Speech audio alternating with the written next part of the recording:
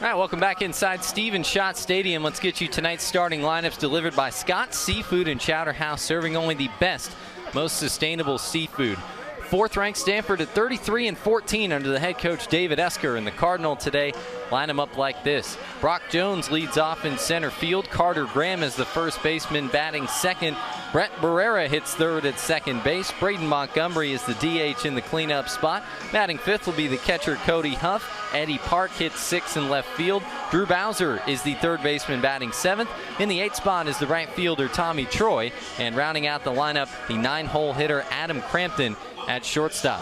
Defensively for the Santa Clara Broncos, this is how they line them up today. John Hanley at first, Dawson Brigman at second, Malcolm Williams at short, Matt Jew at third, Ephraim Manso patrols left, Coleman Brigman at the controls in center, and Michael Diaz in command in right field. Nick Post doing the catching, all backing up the starting pitcher Alex Relfs. 4-6 with a 6.10 ERA in his senior campaign. Relfs making his 22nd appearance, and he's been a staple as a midweek starter for the Broncos as well. It'll be his fifth start of this 2022 campaign. Final home game for Santa Clara of the regular season. Swinging a fly ball out to left by Brock Jones. This one is carrying all the way back to the wall and dropped out and left at the wall by Ephraim Manzo. Jones around second on his way to third, and Stanford has a base runner at third base. First batter of this game, Brock Jones, on one that hung up there for a long time. Manzo, you could see, had plenty of time to get there and get under it, and just couldn't keep that one in the glove. So that will bring Carter Graham up to the plate.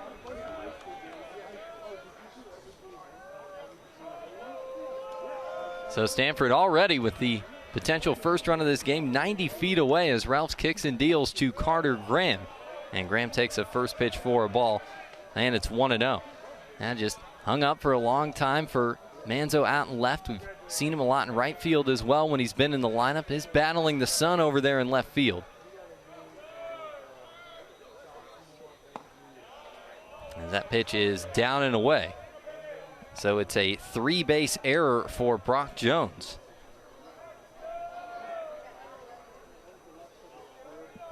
To get aboard here with Graham standing in.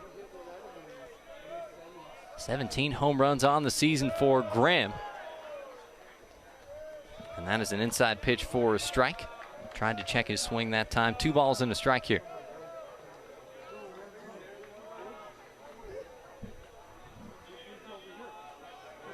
Graham hitting .344 on the year. 10 doubles to go with those 17 home runs and 58 driven in. 2-1 pitch is elevated from Relfs. 3 balls and a strike. Coming into this one, 52 and a third innings for Relfs, 60 hits, 39 runs, 35 of them earned, 47 strikeouts against 24 walks, and opponents hitting .279 against the right-hander. The 3-1 bounced foul up the third base side. Graham just over the top and out a little bit early as well, so a full count here, making it 3-2. Actually, 2 errors charged to Manzo on that play. One for the field to allow the first 2 bases, and then another one for bobbling the baseball, allowing Jones to get over to third. The pitch. In there for a called strike 3. And Ralph dials one up to retire Graham for the first out of the inning. And that will bring Brett Barrera up to the plate. So E7 for the first 2 bases, and then one more E7 getting Jones over to third. 1 out, no score, just underway top 1 on a nice 70-degree day here in Santa Clara, California. Broncos taking on the 4th-ranked Stanford Cardinal. First pitch in there for a strike to Barrera, and it's 0-1. Barrera hitting .365 this season, 7 home runs and 35 driven in. Got 34 RBI at least for each of the top 4 Stanford hitters in the lineup today. The pitch, driven back up the middle, down for a base hit, and Stanford's got the early lead. It's an RBI single for Brett Barrera. Brock Jones comes in to score, and it's 1-0 Cardinal.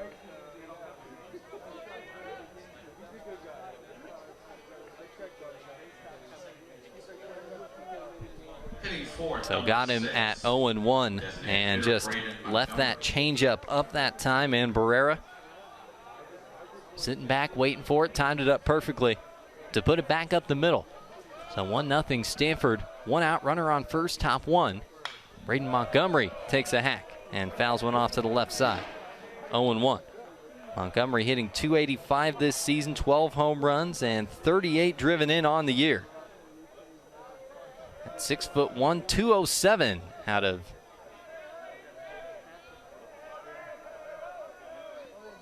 Addison, Mississippi. Swings over the top of that first one.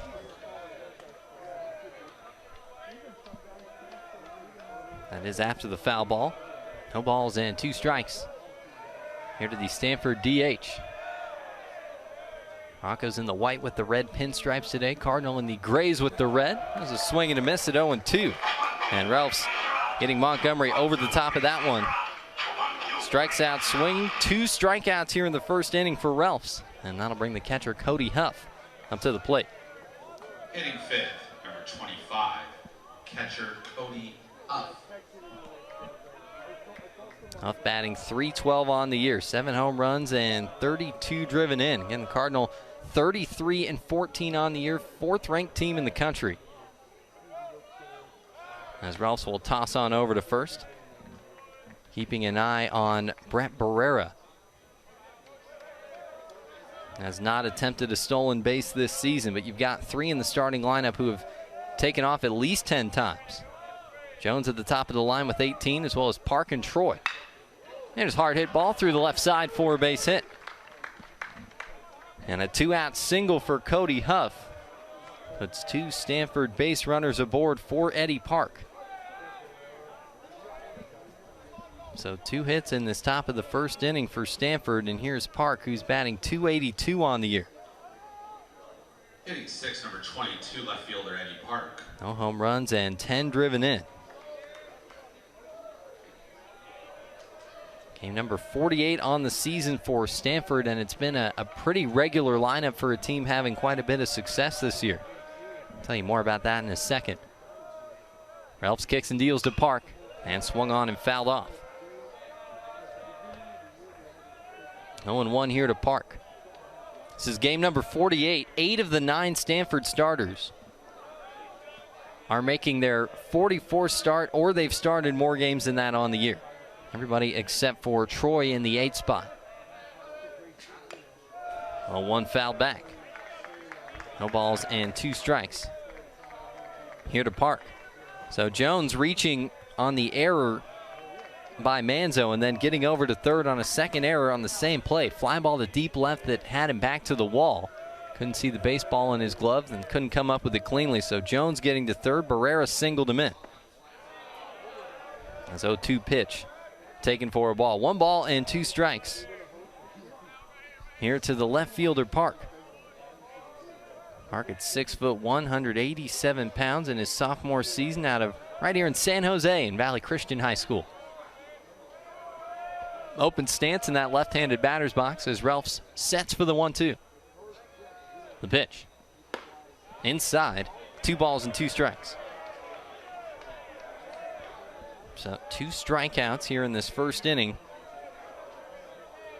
for Alex Ralphs. The splitter is typically one of the best pitches we see for Ralphs. He's got 47 strikeouts and 51 2/3 coming in. 2-2. Swung on, fouled off, and it dives down just in front of Nick Poss with Cal Cristofori on the Santa Clara bench today. Broncos are light in terms of the coaching staff today. John Karsich and Jay Brossman currently not with the team, so just down to Rusty Filter and Chris Perry.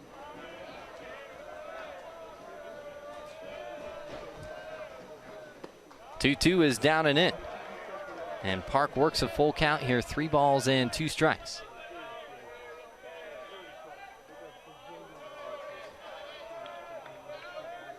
Stanford team that comes in on a season-long 8-game winning streak, outscoring the opposition 70-33 in the last 8.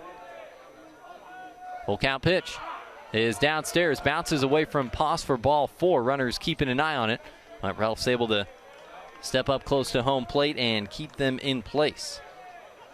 So Park laying off some low pitches and some chase material, able to draw a full count walk. That'll push Barrera to third, Huff to second, and bases loaded here for Drew Bowser in the first.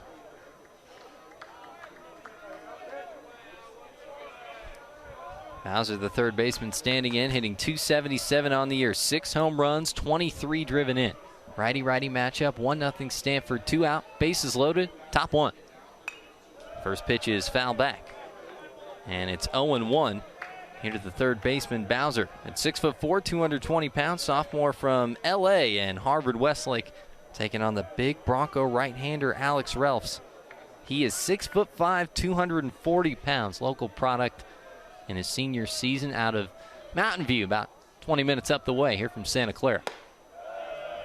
And Relfs fires in at 0-1, that stays up. Ball and a strike here to the third baseman, Bowser. Now the dredges of the regular season here. These two teams with one more series apiece before their respective conference tournaments. Broncos outside of WCC action this weekend at TCU. And Stanford led back up to Sunken Diamond to take on USC in a couple of Thursday to Saturday series. 1-1 with 2 outs. 1 run in for Stanford here in the top of the first on the RBI single from Brett Barrera. Relfs kicks and deals, and a swing and a miss. At 1-1 for Bowser. And the off-speed stuff typically pretty good from Santa Clara's Alex Relfs. Features a fastball, split finger, a slider, and a changeup. But lots of fastballs, lots of splitters from the righty. His 1-2. Swung on, sent out to center field. Coleman Brigman heading back all the way to the wall, looking up, and that one is gone. Drew Bowser with a first inning grand slam, and Stanford putting up a big crooked number here out of the gates. The Cardinal lead this thing 5-0.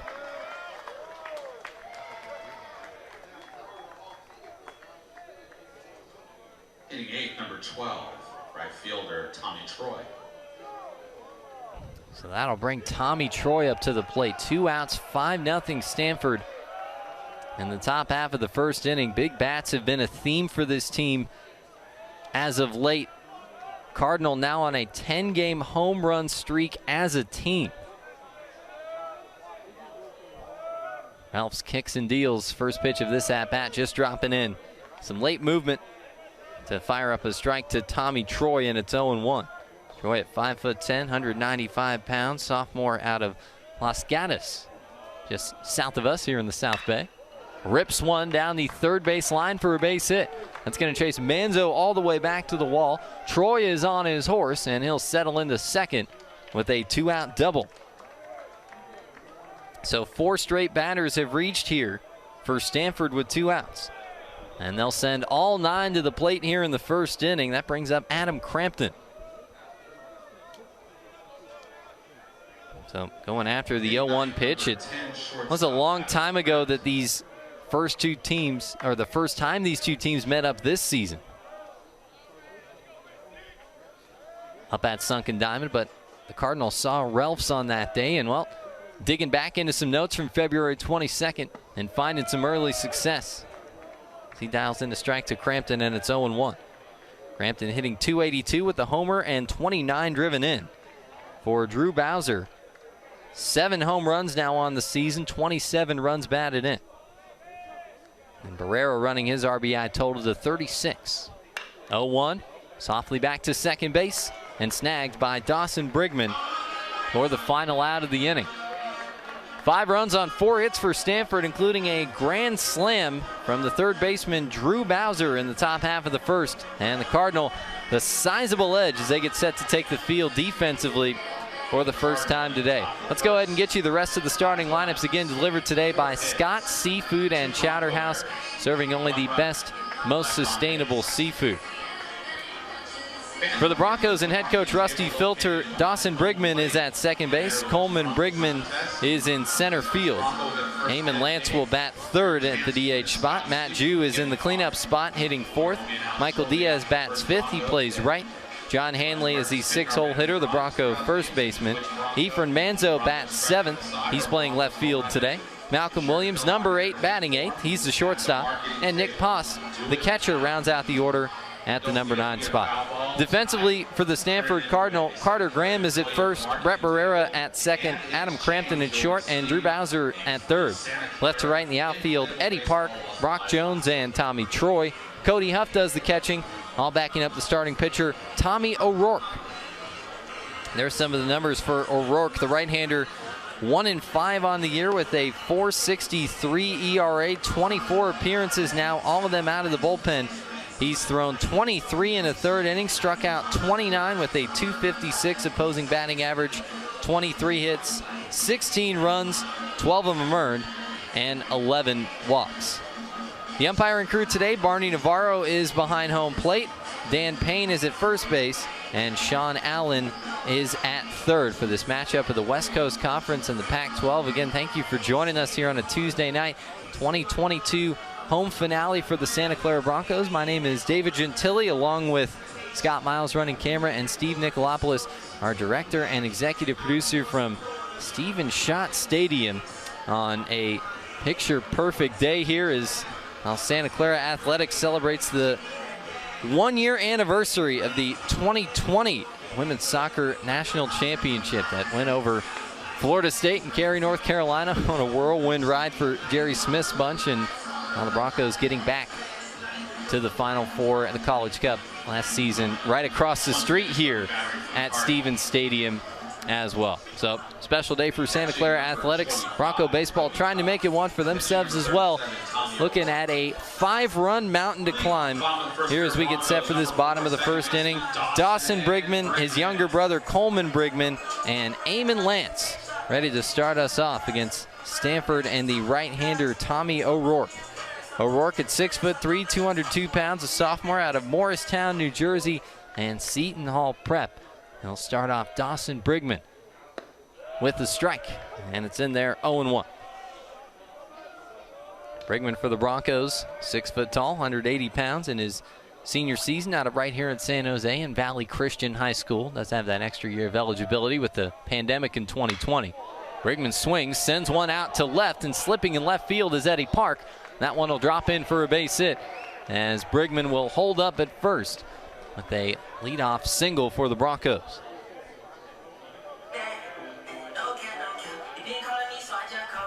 So one batter, one base runner, and Park taking a hard step in, just lost his footing out and left.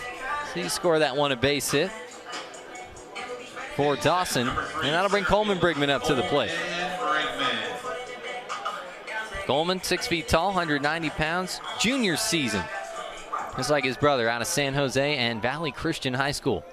Coleman with a pretty good lead off of first. First pitch into Dawson, bounce right back to the pitcher for one. Goes on to Crampton for the first out and on to Graham for the double play. So one pitch and 2 outs with Coleman Brigman up. And with 2 down, that'll bring up Eamon Lance. Just won a Scott Seafood gift card, courtesy of the So a 1-6-3 double play. Tommy O'Rourke gloved it nicely. Crampton crashing in on second base. Smoothly turned by the Stanford defense. And with 2 away, here is Santa Clara's Eamon Lance. Takes the first pitch down and away. And it is 1-0. 6'2", 205 pounds. Junior campaign out of Fairfax, California, and Sir Francis Drake High School. 5-0 Stanford, 2 outs, bases empty, bottom 1. The pitch ripped foul up the third base side. And Lance just out in front of it, so that'll make it a ball and a strike here. Lance was one of the better Bronco hitters over the weekend at Gonzaga. A couple of tough losses in the late parts of those games for Santa Clara. Lance is hitting .323. And that pitch just drops into the zone from O'Rourke and makes it a ball and 2 strikes. Here to Lance. He's got 11 doubles, 5 home runs, 24 driven in on the year. Numbers across the slash line for Lance are good. .445 on base, .532 slugging. He sends a fly ball out into right. Time for Tommy Troy, lots of it. And Troy reels it in to make the catch and retire the side in the bottom of the first. Broncos get a leadoff single from Dawson Brigman and send the minimum to the plate in the first inning. It's 5-0 Stanford as we head to the second on the WCC Network. For the Broncos.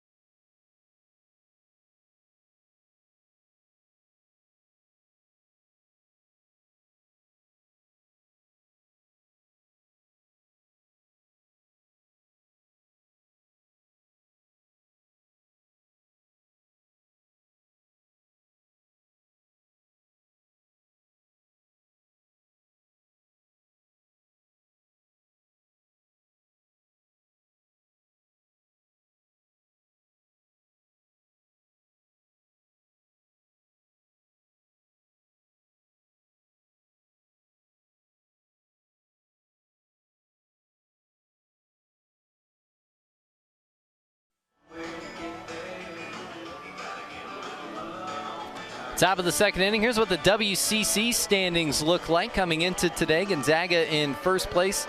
San Diego and Portland right there behind them, with BYU, LMU, and San Francisco currently in position as the top 6 to go to the WCC Baseball Championship. Brought back this year after a 2-year hiatus because of the pandemic, expanded from 4 to 6 teams. And there you can see the Santa Clara Broncos in 8th place. They are going to need every bit of help they can get. Still technically alive, but just so. I'll tell you a little more about that as the broadcast goes on here. Alex Ralph starts off this second inning with a first pitch strike to Brock Jones, and it's 0-1.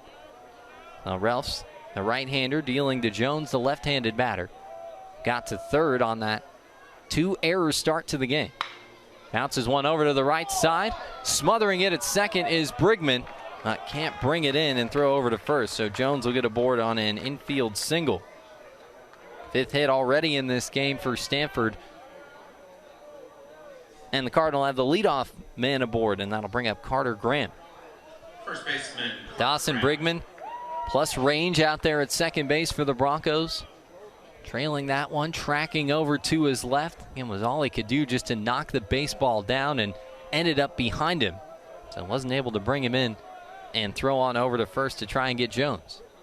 Runners off. First pitch to Carter Graham is in there for a ball. Double clutch, and the throw down to second a little late. And Brock Jones steals second base.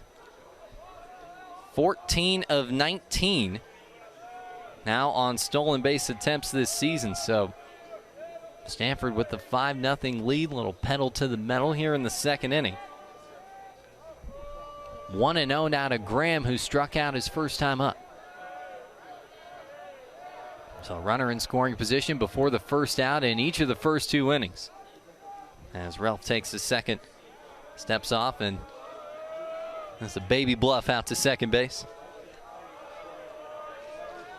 Right-hander comes set for the 1-0. The pitch. Bounced foul.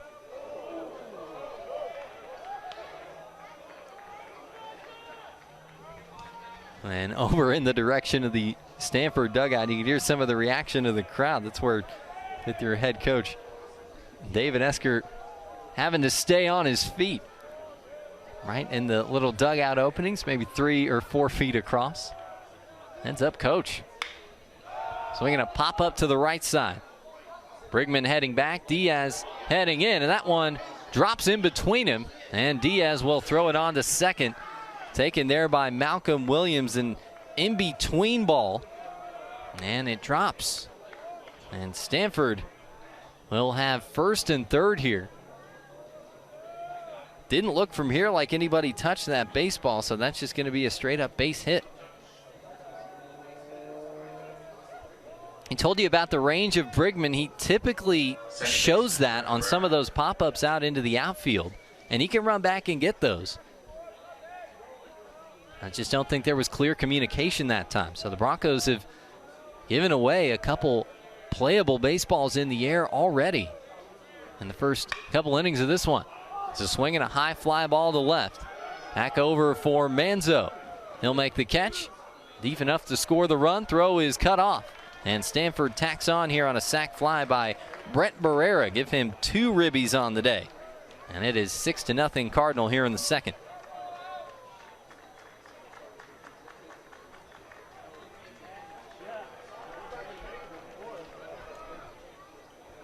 Designated hitter Braden So Montgomery. Manzo able to haul that one in. Again, that left side, especially when we get the sun setting in some of these evening games, that's where it's hardest to see. Short third and left. First pitch bounced foul by Braden Montgomery, and it's 0-1.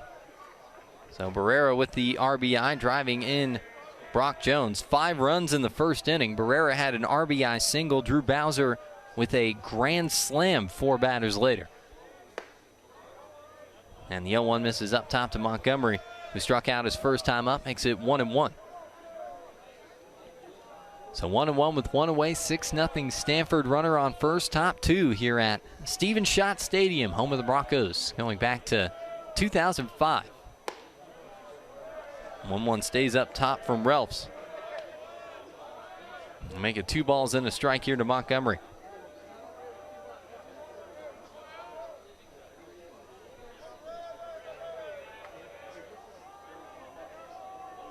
Two true left-handed batters and 1 switch hitter in the starting lineup for Stanford. That is Montgomery. Bat from either side. Runner taken off from second as the pitch was downstairs. No slide in, but he'll still get in safely. So Graham moves into scoring position. He takes second base. Pretty good recovery and throw that time from Santa Clara's Nick Poss to try and get it on down to second. But Graham had a beat on it.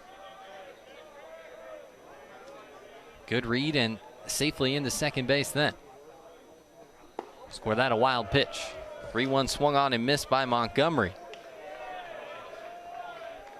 And that'll make it 3 balls and 2 strikes.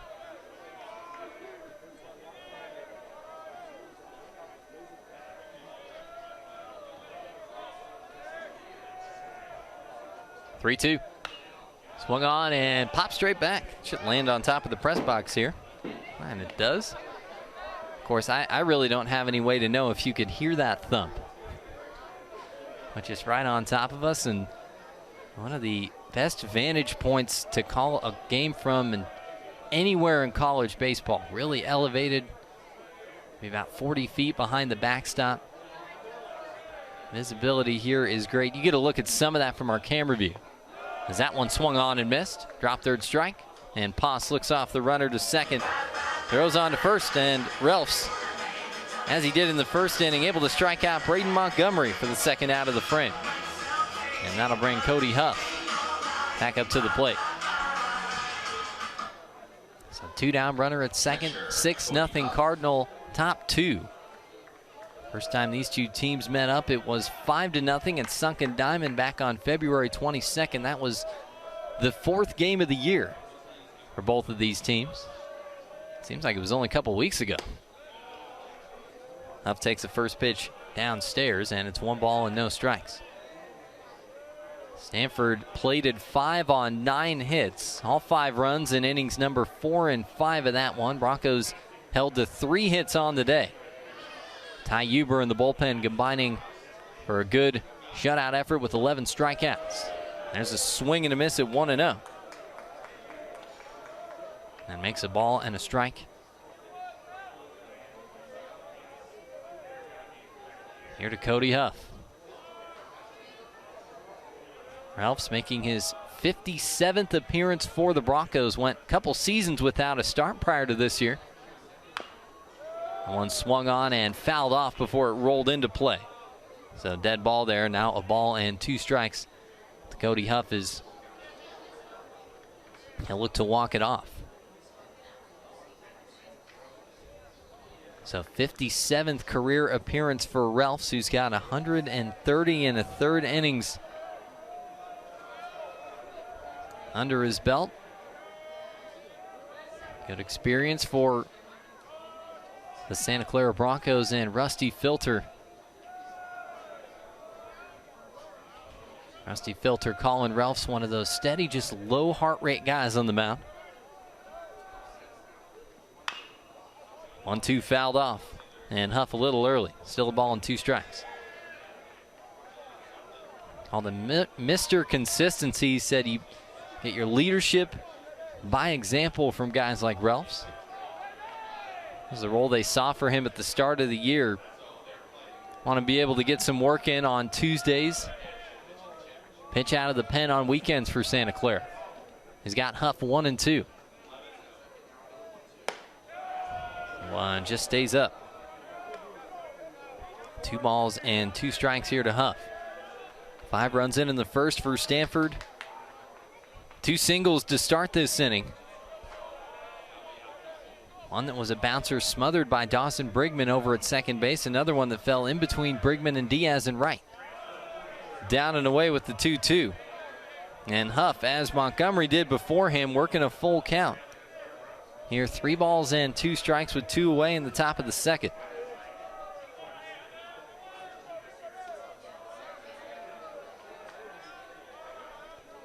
Ralphs peers in for the sign. Now comes set, ready for the 3-2.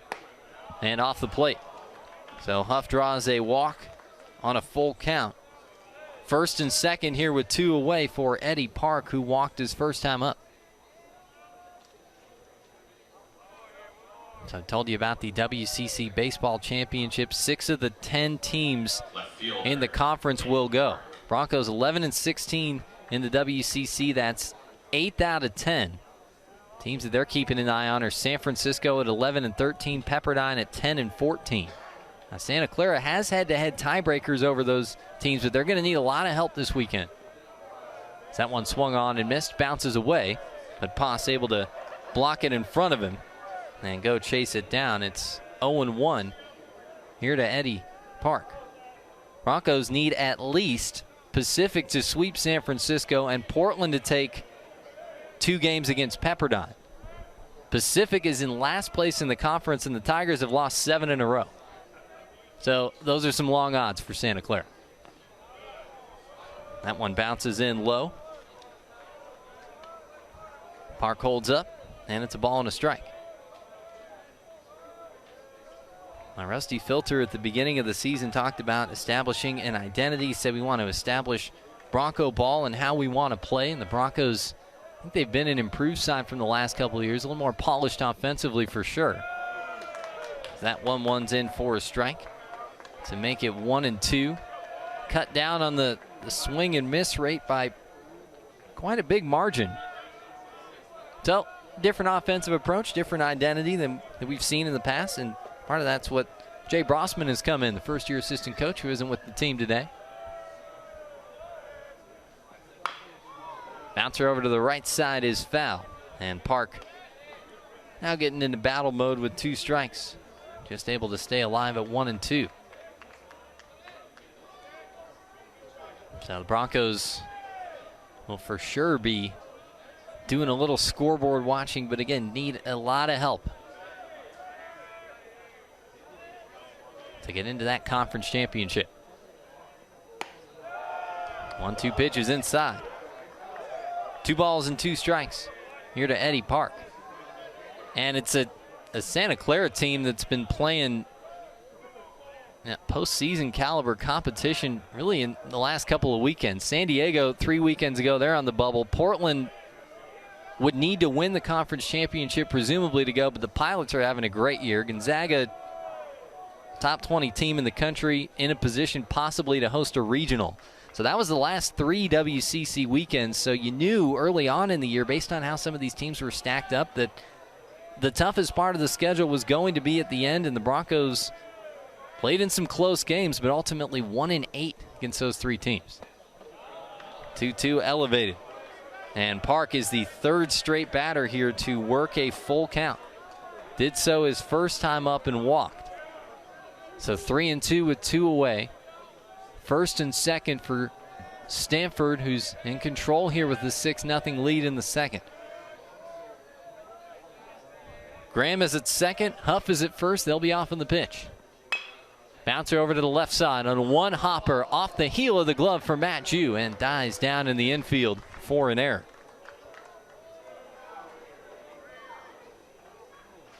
So Park gets aboard on an E5. Graham advancing to third. Huff up to second. Once again, the bases are loaded for Drew Bowser. And I can almost guarantee you we're going to be seeing a home run cut during this at-bat. Bowser with a grand slam in the first inning. Chance to make it 2 in 2 innings here. Bases loaded, 2 outs, 6-0 Card. That one drops down. Down and away, and it's 1-0. And of course, for Broncos fans, that brings to mind Jake Brote not too many years ago, who had 2 grand slams in 1 inning. Game against Boston College. Bowser trying to do it for the second time in as many innings. 1-0 swung on and missed.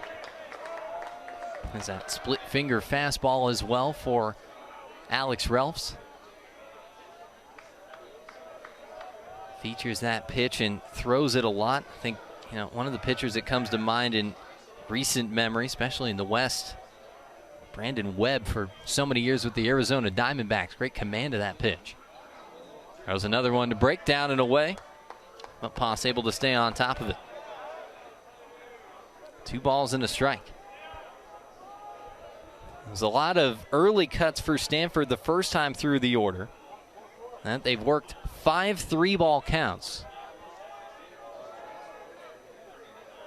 Bowser is batter number 16 for the Cardinal in this first inning and change. 2-1 with 2 away, bases loaded, 6-0 Stanford. Relfs is set for a 2-1. And that just drops into the zone. 2 balls and 2 strikes. Here to Bowser, that grand slam back in the first. 7th of the season to give him 27 runs batted in. 7th home run of the season. 7 grand slams would be a remarkable year. 2-2 is downstairs again, and able to hold up his swing was Bowser. So now 4 straight full counts for the Stanford Cardinal offense. Graham at third, Huff at second, Park at first. They'll get a head start. Head of the 3-2. The pitch. Bounced over to the left side. Backhanded stop by Malcolm Williams. Deep in the hole and tosses over to first in time for the final out of the inning. Nice backhanded field that time by Williams, who was a step or 2 onto the outfield grass. Had to reset, get his feet under him, and makes a nice play to retire Bowser for the final out of the second inning. Cardinal tack one on a sac fly from Brett Barrera, and it's 6-0 Stanford. We're back for the bottom of the second after this on the WCC Network. Be sure to visit the Scott's Seafood and Chowder.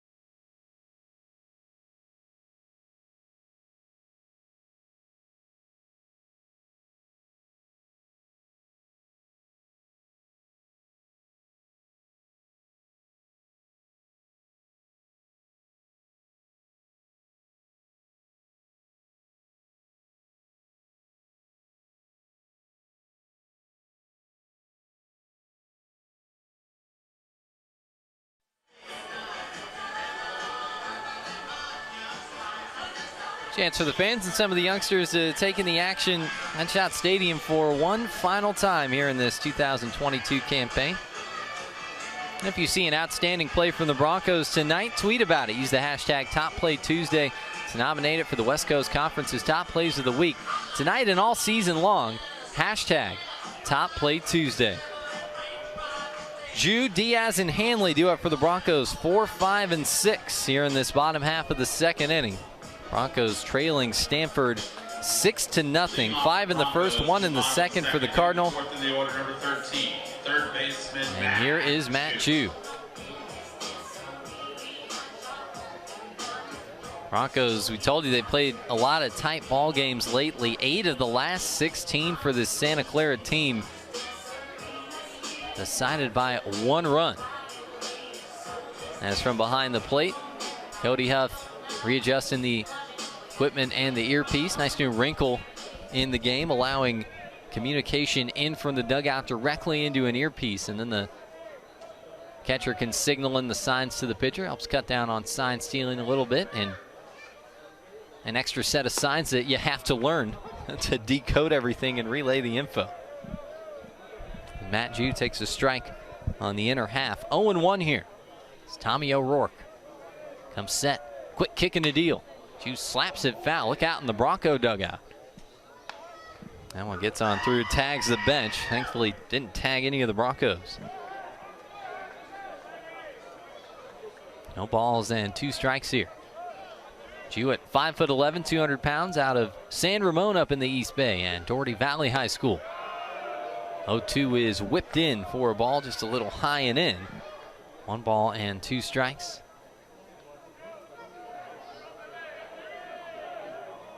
To Jew, who's played a little bit of everywhere for Santa Clara in the field in his time as a Bronco. A lot of space to hit up the middle here. 1-2 stays up. 2 balls and 2 strikes to Jew. Saw a lot of time at second base and outfield in his first couple of years. Changed to third base a season ago.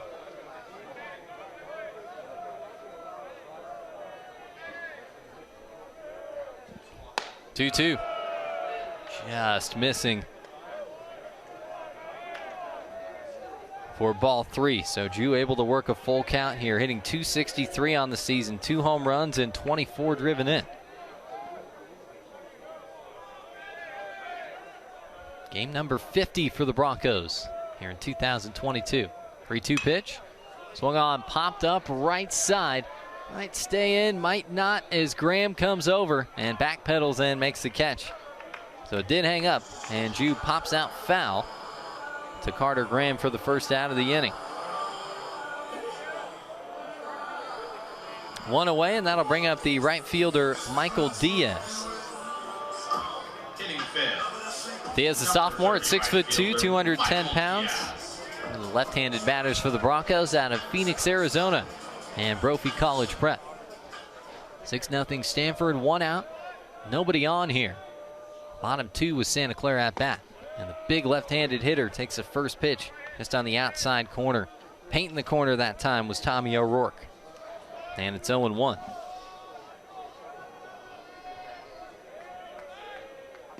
The 1 swung on and missed. Got him over the top of an off-speed pitch. And Diaz, who Rusty Filter calls a physical left-handed hitter, down a couple strikes here at 0-2. Hitting .261 this year. O'Rourke kicks and deals. And 0-2 was away. Little chase material that time. Diaz lays off. 1 ball and 2 strikes. The Broncos 16-8 at home this season. 1-2 whips downstairs, 2-2. And one of their best runs of baseball here at Schott Stadium in some time. 16 wins, most at home since 2016. This one swung on, popped up, left side, foul territory. Bowser running over and got it. So kind of a similar spot to where Carter Graham got the one on the other side of foul territory. Bowser able to corral that one. So Diaz fouls out, and that'll bring the first baseman, John Hanley, up to the plate for the Broncos. Senior hitting .248 on the year, 4 home runs and 27 driven in. Hitting 6, first baseman, number for Rusty Filter and company. Again, Hanley, one of a handful of Broncos honored on Senior Day during that Portland series. Big right-handed hitter steps in. First pitch, fastball pulled outside, and it's 1-0. Pulled by the pitcher, that is. It's lingo you typically use reserved for hitters when they get out in front of something. Or yanked, another way to describe that kind of pitch. 1-0 sent the opposite way to right. Tommy Troy heading over, heading back, and makes the catch. Tommy Troy at the track. A long trip for him, but he had that read perfectly off the bat, and he owes John Hanley a double. Nice catch by Troy out and right to end the inning. Broncos go 1-2-3 in the second. Cardinal up 6-0 as we go to the third on the WCC network.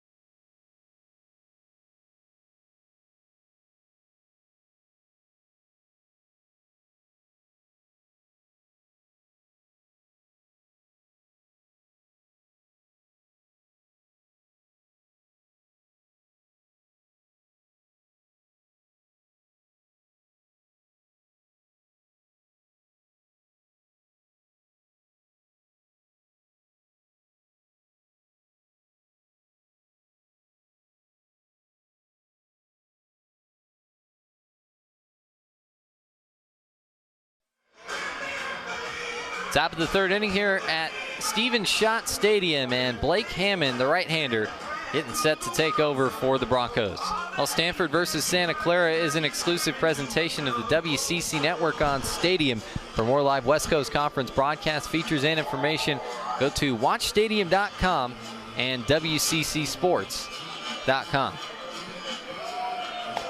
Hammond, the right-hander for Santa Clara, 6 foot 395 pounds, freshman out of Lafayette, Colorado, and Holy Family High School. Trots out for the 20th time this season, 17 of those out of the bullpen. He's 0-2 on the year with a 7.67 ERA, 3.10 opposing batting average. Here's what the rest of the numbers look like for Hammond. 31 2/3 innings, 40 hits, 29 runs, 27 of them earned, 16 walks against 28 strikeouts. And this first pitch is fouled off by the 8-hole hitter Tommy Troy. We are underway in this top of the third, and it's 0-1. Tommy Troy, Adam Crampton, and then back to the top of the line for Brock Jones for Stanford here in the third inning. Hammond smooth wind and a deal at 0-1. There's a swing and a miss. 0-2 here to Tommy Troy. Troy followed up that grand slam by Drew Bowser in the first inning with a 2-out double. 0-2 just off the plate. Good spot for an 0-2 pitch for Hammond. And that makes it a ball and 2 strikes. The 1-2. Sharply up the third base side, and a base hit past the reach of Matt Jew. Into foul territory for the Broncos is Manzo. And Troy will settle into second with his second double of the day. And Stanford, in all 3 innings so far, has gotten a runner to second with nobody out. Troy starts off the third with a double. And here's Adam Crampton. Sharp shot up the third base side. Tough one for Jew to try and go and get for Santa Clara. But Manzo getting up on his horse, having to track it all the way down into foul territory, which you can see when the camera's over that way, but kind of tapers off. Starts out much wider and then gets skinnier and skinnier. You got to deal with the bounce off the wall over and left, and he played that one well. Here's a bouncer to second for Dawson Brigman, who's up with it. 1 away. Crampton retired 4-3. Troy moves up 90 feet to third, and it's back to the top of the line here for Brock Jones. Brock Jones, with the single last inning, reached safely now in 24 consecutive games. That is the longest streak for Stanford this season. Came in leading the team with a .447 on base percentage, 51 runs scored, and 5 triples.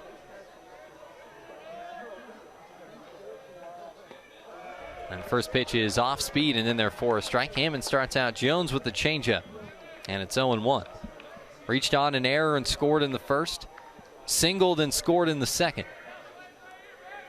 Open stance in that left-handed batter's box. Hammond peers in for his sign. Set at the belt, the 0-1. And downstairs. 1 ball and a strike. Here to Brock Jones out of Fresno in the Central Valley. And Buchanan, 6 feet tall, 197 pounds in his junior campaign for the left-handed hitter. Hammond's 1-1. Swing and a miss. Nice offering there from Hammond. Gets a swing and a miss out of Jones to make it a ball and 2 strikes. Second team All-American from 3 media outlets in that 2021 season a year ago that saw Stanford reach the College World Series. 1-2 downstairs. Hammond goes down and away. Poss has been kept busy early with blocking some of those pitches, especially that splitter from Alex Ralphs.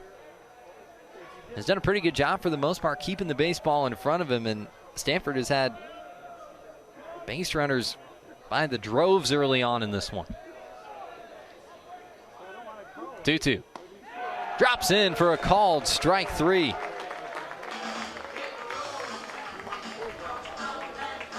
Jones down looking on strikes. Nice offering that time on the breaking ball from Hammond.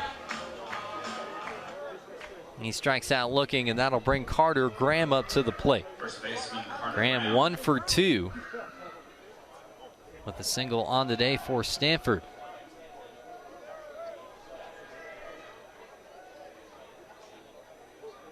Hammond peers in, kicks and deals. And elevates a fastball that time to Graham.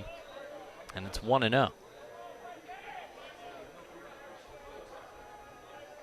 Rusty Filter talking about Blake Hammond, saying he's got some clean arm action, good athlete. Said what he does up there, that's what it's supposed to look like. That 1-0 in there for a ball. 2 balls and no strikes. As Graham kind of ducked. I think he expected that one high and in, and it ended up staying a little bit more inside. It's the right-handed hitter. 6'1", 226, 2-0 pitch. Broncos go back to that breaking ball. It's in there for a strike, and it makes it 2-1. Graham, sophomore out of LA and Chaminade. And yeah, got him to duck out of the way of the breaking ball 2 pitches ago, so you go back to that same pitch. Good call that time by the Broncos. Now 2-1, bounce sharply to third and through the legs of Matt Jew. And Stanford has an RBI single here from Carter Graham. That'll score Tommy Troy, and the Cardinal scored in each of their first 3 offensive innings. They lead this thing 7-0. If I saw that one right, I think it got just right between the legs of Jude. Don't believe he touched it because it had pretty much that hot momentum coming off the bat. Get out into left field. For the moment, scored a single. Pereira standing in. He's driven in a run each of his first 2 times up. Fouls it back to the net. And it's 0-1. Had an RBI single in the first and a sac fly in the second. 0-1 the count, 2 outs.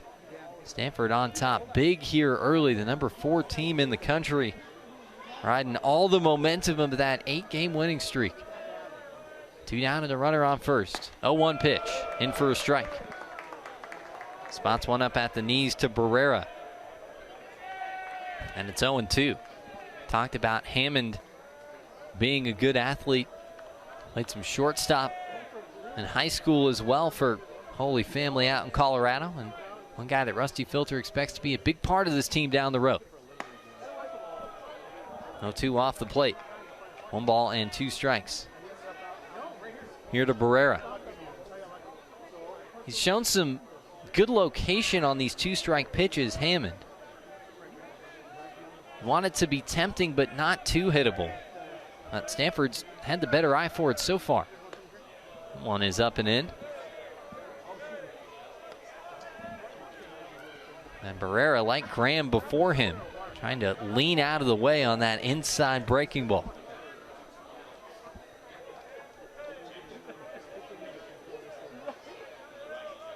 Two balls and 2 strikes with 2 away.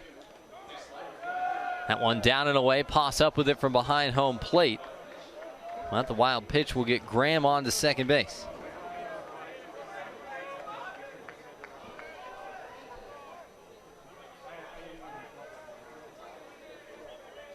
That's a tough one for any catcher to try and come up with. You got that breaking ball, trying to reel it in, get your feet set. The control and the transfer, it's all got to happen in a split second. There's a swing and a miss. On a drop third strike, Poss tosses on to first, and Hammond makes it a 2-strikeout inning here in the second. He gets Brett Barrera to end the inning. Carter Graham drives in a run for the Cardinal, who've scored in each of their first 3 offensive innings so far. Stanford leads it 7-0 over the Broncos, who are back to bat when we come back in the bottom of the third here on the WCC Network.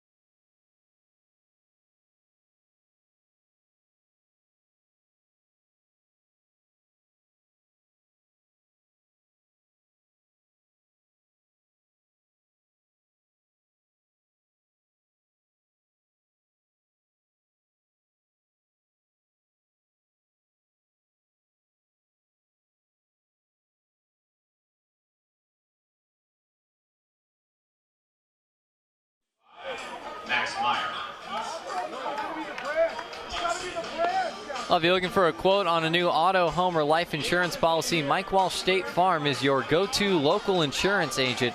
Find out more at walshhasyoucovered.com. Mike Walsh State Farm, proudly supporting Santa Clara Athletics.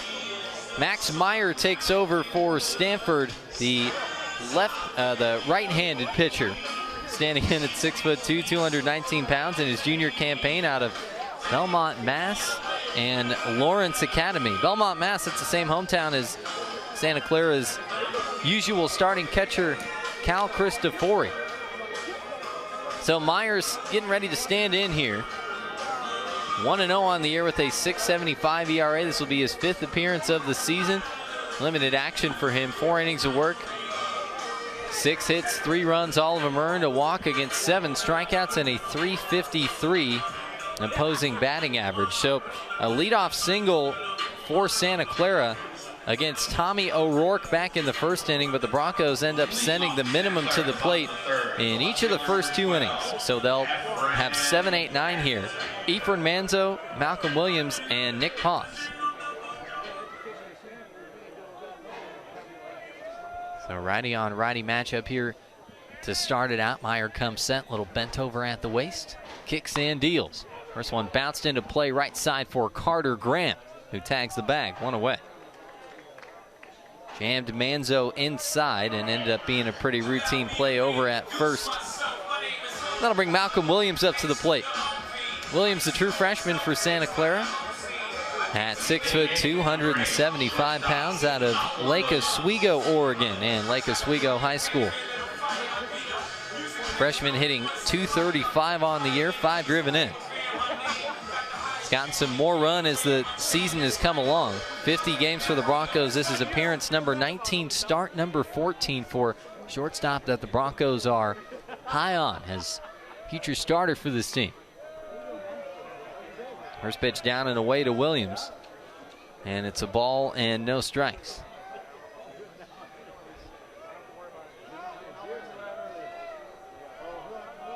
Meyer comes set, kicks and deals the 1-0. Swung on, sent out to left field. Eddie Park drifting back, has time, and makes the catch. 2 away. So Williams flies out to left, and with 2 down, that will bring Nick Poss up to the plate. The Bronco catcher, 5'11", 175 pounds in his sophomore campaign from Discovery Bay, California, and Los Medanos, JC. Haas been a super sub for Santa Clara this year, 24th appearance of the season and his 8th start. He's batting 136 with a home run and 3 driven in. First pitch into Haas misses downstairs, and it's a ball and no strikes.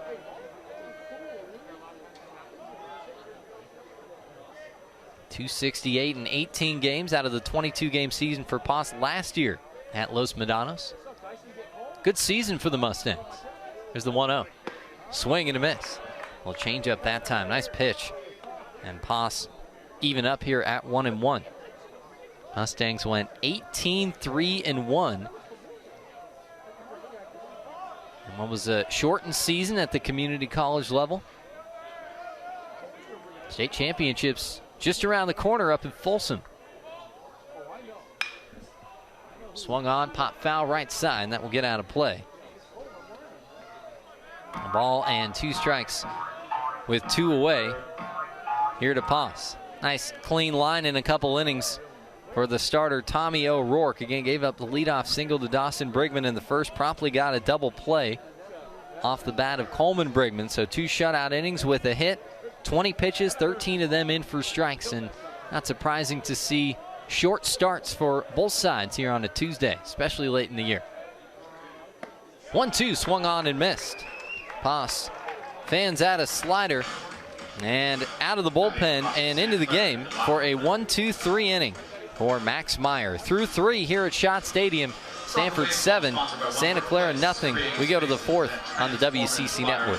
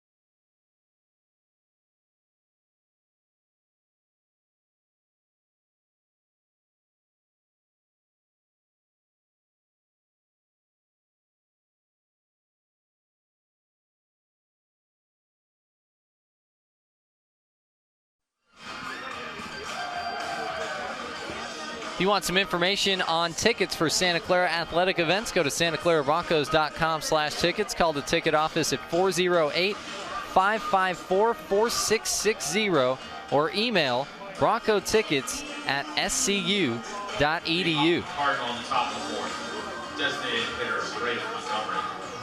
We say if you want some more, because there are no more home events for Santa Clara Athletics in 2022. This is the last one across the board here today. Blake Hammond out there for a second inning of work and starts off Braden Montgomery with the ball outside. And it's 1-0. Hammond set up on the first base side of the rubber, angled toward third base. 1-0 is off the plate. Montgomery holds up, 2 balls and no strikes. Struck out 2 times in 2 trips up against the Broncos starter Alex Relfs. Now looking at a 2-0. Swings and drives one to right. Diaz heading back, looking up, and that one is way out of here. Somebody on the 3rd floor of the Domicilio Apartments is going to wonder how a baseball ended up in their living room. As Braden Montgomery gets a big piece of that one, and Stanford continues this home run bender that they've been on for the last little stretch of it. Montgomery's gives them another run, and it's 8-0. 13 home runs on the season now for Montgomery, who's got 39 driven in, and here's the catcher, Cody Huff. Hammond winds and deals. First pitch is up and into Huff, who's got a single and a walk on the day. And it's 1-0. This one swung on, sent out to left. Manzo heading back. And back-to-back home runs for Stanford. This time it's Cody Huff. And the Cardinal make it 9-0. That is the home run of the year for Cody Huff. Now batting left fielder Eddie Park. So Eddie Park will get ready to stand in next. Huff with his 8th round tripper of the year. Stanford with 3 home runs in the game. And Park, who's walked and reached on an error, stands in next on the heels of a couple of no-doubt home runs. And first pitch in there for a strike to Park, and it is 0-1. So that becomes 6 straight games for the Cardinal with at least 2 home runs. They've also done that now in 9 of the last 10 games. For the season, 2 or more homers now in 26 of 50 games. That one bounces away. Make it a ball and 2 strikes. And it'll be the 11th time this year that Stanford has belted 3 homers in a game. As a team, they get at least 1 homer in about 2 out of every 3, but now 10 straight games with a homer. Is that 1-2? Unable to hold up that time is Park, and he's tagged out for the first out of the inning. So, little chase material. Hammond getting ahead in the count, able to put away Park, and that will bring Drew Bowser up to the plate. So Alex Relfs for the Broncos, 2 innings pitched, 6 hits, 6 runs, just 1 of them earned. 2 walks, 3 strikeouts, 61 pitches, 39 for strikes, and the first pitch to Bowser from Hammond is up and in, and it's 1-0. So been some hot bats for Stanford, picking up where it left off last year. That one breaks downstairs, 2 balls and no strikes. 22 home runs in the postseason. That was the most by any team. In the field of 64 for the Card as they made it to the College World Series. 2-0. Placed back up the middle for a base hit. So 3 hits in 4 batters to start the inning. Drew Bowser moves to 2 for 3 on the day. And with 1 away, that'll bring Tommy Troy up to the plate. Some of the offensive numbers for Stanford coming in, hitting .291, good for 69th in the country. Averaging a little under 7 runs per game, 110th in the country, 6th in the 11-team Pac-12. And right about the middle of the pack in the country in on-base percentage as well at .372. This one shot right past the reach of Jew over at third base and into left field. That'll be a base hit. As up with it is Manzo, and he'll throw it on in. Heading into second base is Tommy Troy, and Bowser gets over to third base. And that will be ruled as an error. That hit at Jew, had a chance to make a play on it. Hot off the bat. And zipped by him, so an error on the Bronco third baseman E5. That'll bring Adam Crampton up to the plate. 4 errors already for the Broncos. 11 hits in for Stanford. 9-0 Cardinal, 1 out. Second and third here, top 4. And here's Crampton, who's 0 for 2. Hammond kicks and deals and finds a strike at the knees. It's 0-1. Jew's had a couple of tough ones over at third base. That last one, and they were taking another look at it in between the innings. Remember that bouncer that looked like it might have taken a tough hop on him. Staying in error for the time being. This one is bounced downstairs. Poss will block it away. 1 ball and 2 strikes here. Crampton out of Oakland up in the East Bay in Oakland Tech. 6'1", 183 pounds in his junior campaign. Righty on righty matchup here. 2 in scoring position. For Stanford, working on a 9-run day already. That one breaks inside for a strike. 1 ball and 2 strikes here. It's a good pitch, that breaking ball inside from Hammond. He's featured it quite a bit in righty-righty matchups, and we've seen more than a few hitters Gonna lean back before you get that little bit of late break for it to dive into the zone. 1-2 slapped foul. Crampton able to dig one out. Stay alive here at a ball and 2 strikes.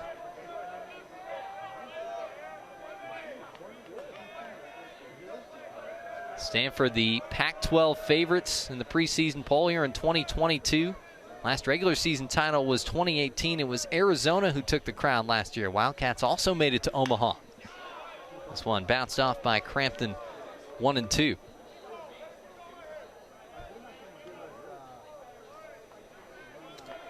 And Oregon State,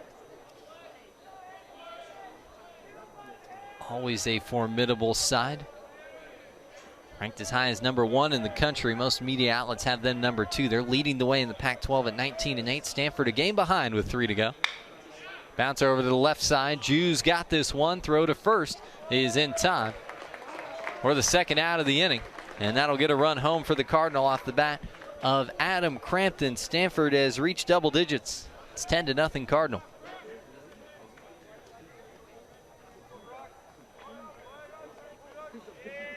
So Crampton scores Bowser. Troy staying where he's at second base. 30th run batted in on the season for Crampton. And it's back to the top of the line here for Brock Jones, who's 1 for 3. 10-0 Cardinal, 2 outs. Top 4. First pitch of the 2-out at bat is outside. Runner out at second base. That is Tommy Troy, and it is 1-0. Jones, who got a single back in the second inning. Jones has been a part of that Stanford homer streak. 9 home runs in his 17 games coming in. Fouls off the pitch at 1-0 to make it 1-1, and had 3 home runs in the Utah series. Stanford swept the Utes out in Salt Lake City last weekend. 1-1. Breaking ball just off the plate. 2 balls and a strike here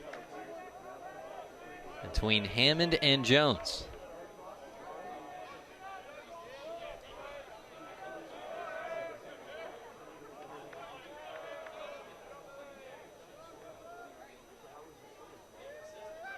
The pitch downstairs, and Poss able to track it down, and staying over in his spot at second base is Tommy Troy.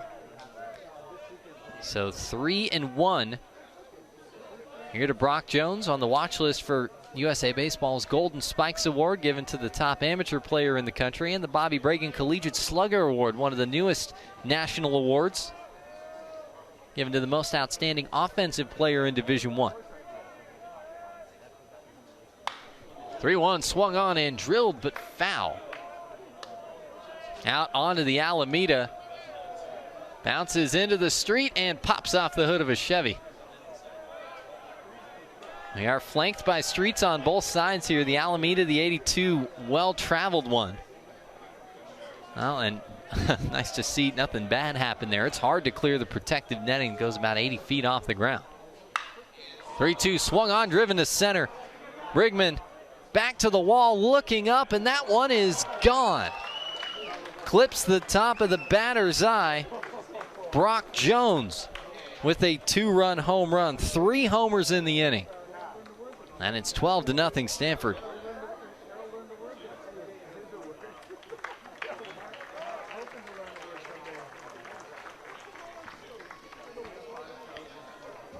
Jones takes a ride for the 13th time this season. He's up to 36 driven in on the year. First baseman Carter Graham.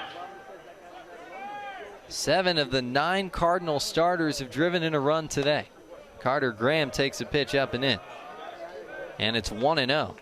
So 3 home runs in the inning for Stanford. Back-to-back efforts from Montgomery and Huff to start the inning. That was home run 13 on the season. There is a Brock Jones. swing and a miss for Graham to make it 0-1.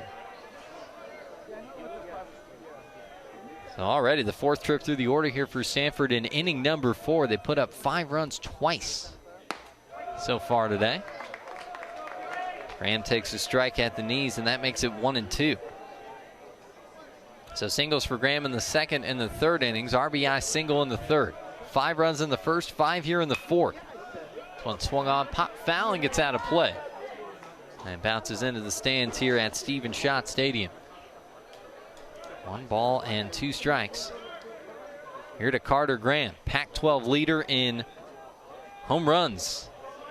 With 17 on the year, 24th in the country, tops in the Pac-12. 1-2 down and away. 2 balls and 2 strikes. .661 slugging percentage. That's second in the pack. 58 runs batted in. Also second in the pack. 32nd in the NCAA. Those are the ranks for Graham.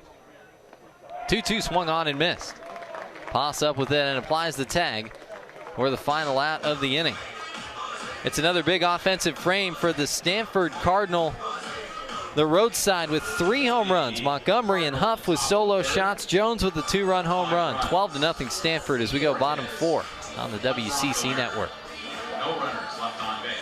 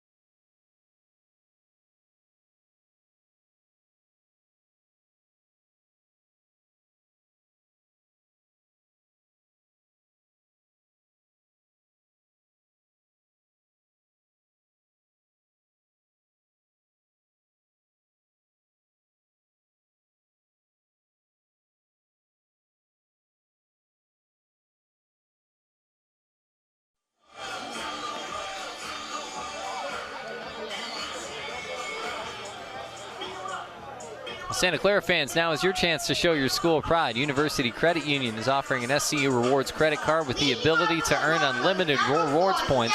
And if you become a UCU member, you can also get an SCU debit card. Find out more at ucu.org. Dawson Brigman back to the top of the line for the Broncos in the bottom of the 4th inning. It is 12-0 Stanford. Cardinal with a sizable lead here.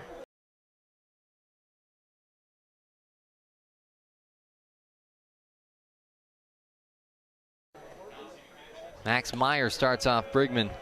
The first pitch outside for a ball, and it's 1-0. Broncos, no runs on a hit. They've committed 4 errors, nobody left on base. Sent the minimum to the plate the first time through the order. 9 batters in 3 innings. Meyer sets, a little closed off toward the plate. Here's his 1-0. Brigman swings, sends one out to right. Lots of time for Tommy Troy. He's got it. 1 away.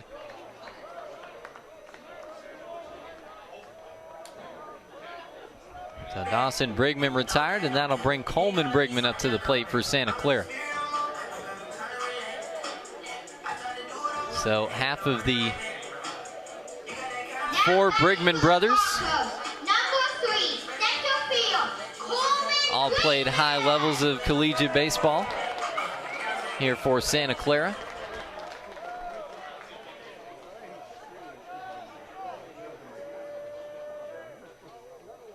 And the younger brother of Dawson, he takes a strike, and it's 0-1. Of course, Bryson Brigman, the first to come through the college ranks, had a great career at San Diego. Or moving on to professional baseball. And Keenan playing at UC San Diego. Dawson and Coleman here at Santa Clara. Here's the 0-1. Back up the middle for a base hit.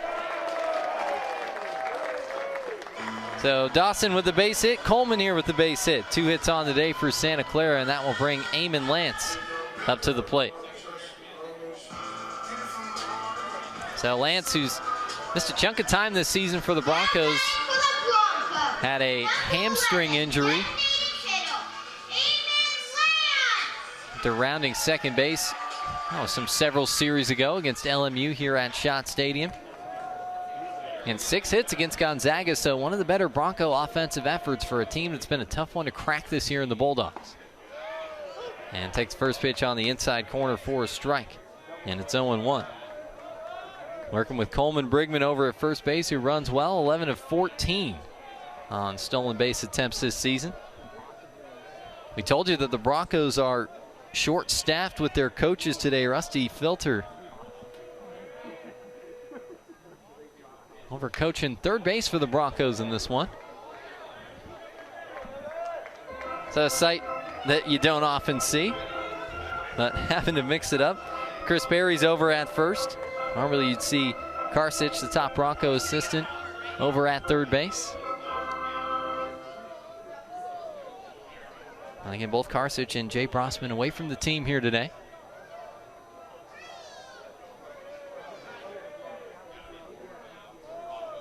Oh, 2. Swung on, popped up, shallow center. Barrera heading back, backpedaling, and makes the catch. And 20 feet onto the outfield grass that time for Barrera, who pops out for out number 2. And that'll bring Matt Jew back up to the plate.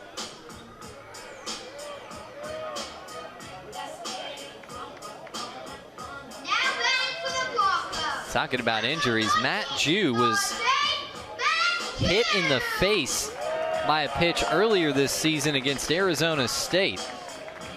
In the Monday game for the Broncos, they got back to action a couple days later. He did not miss any action after that. And takes a strike at the belt from Max Meyer, and it's 0-1.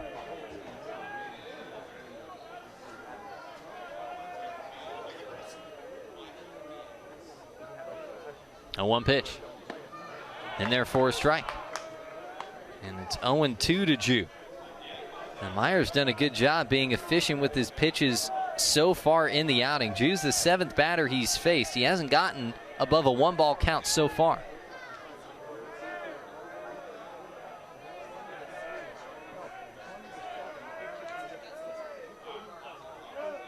Kicking a deal.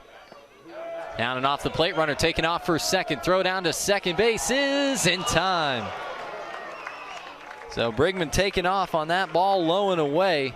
And Cody Huff against Brigman, who's got a lot of speed, runs really well. Strike had to be on the mark there, and it was. Also, a nice tag out at second place to complete the final out of the inning. So for the second time in an inning today, the Broncos get a base hit, but end up sending the minimum to the plate in the home half of the 4th. 12-0 Stanford. We're off to the 5th here on the WCC Network.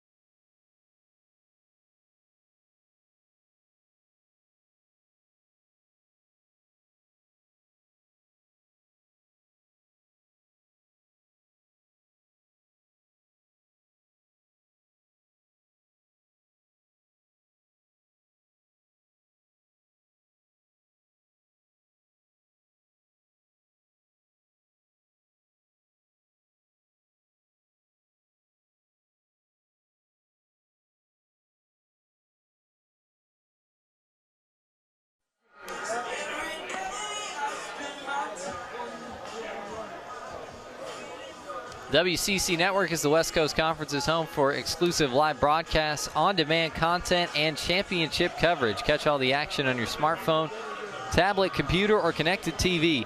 The WCC Network, all the action, anytime, anywhere. We go to this top half of the 5th inning. Stanford leading Santa Clara 12-0. And the Broncos, 2 innings from Alex Relfs, 2 innings from Blake Hammond, and now they'll toss August Souza out onto the mound. And the right-hander will face 3, 4, 5. Brett Barrera, Braden Montgomery, and Cody Huff. Souza winds, deals his first pitch of the day. Huff fouls it back to the screen. Nope, Barrera fouls it back to the screen, 0-1. 13th appearance of the season. No decisions on the year for Souza, who's got an ERA just south of 15. 9 in the third innings, .350 opposing batting average with 14 strikeouts on the year. 0-1 is upstairs and into Barrera, who's 1 for 3 with 2 driven in today. Ball and a strike. Souza, glove up right by the eyes with the 1-1. This is inside. 2 balls and a strike to Barrera. So 9 in the third here for Souza. 14 hits, 18 runs, 15 of them earned, 10 walks against 14 strikeouts. 2-1 pitch. Inside again. 3 balls and a strike. Souza at 6'2", 205 pounds. Junior out of Reno, Nevada and Reno High School. Count is 3-1. Here's the pitch. Swung on, popped up. Shallow center. Williams and Brigman are back. Dawson Brigman calling everybody off, and he'll make the catch for out number 1. By the way, fans, this is a 3-up, 3-down inning, so if the Broncos... And that'll bring Braden Montgomery up to the plate with 1 away. So that's the first time offensively today that Stanford has not either gotten a runner to third or runner to second, at least with nobody out, or hit a leadoff homer. That's the first time that the leadoff batter has been retired by the Santa Clara defense. Braden Montgomery started off last inning with the solo homer. He takes a first pitch outside from Souza, and it's 0-1. Souza's 0-1. Slides in there for a strike. Good sharp movement on that slider. And that makes it no balls and 2 strikes here with 1 away.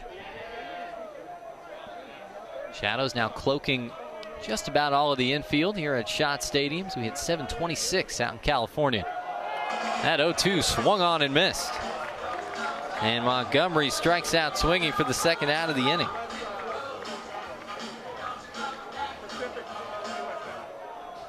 Good 0-2 pitch, good waste pitch. They get Montgomery to chase.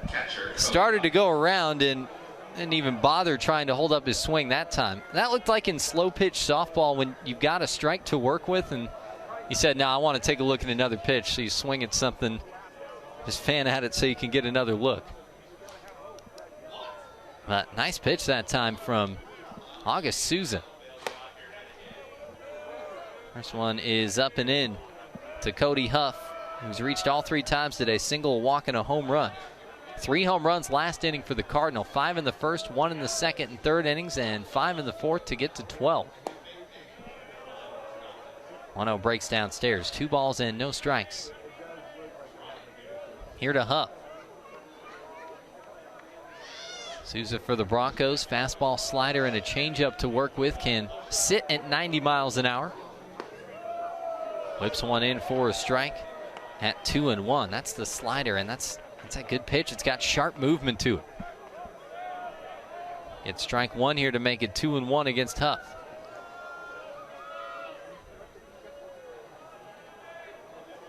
Souza winds and deals the 2-1. Swing and a miss. Now 2-2 to Huff with 2 outs and the base is empty here in the top of the 5th.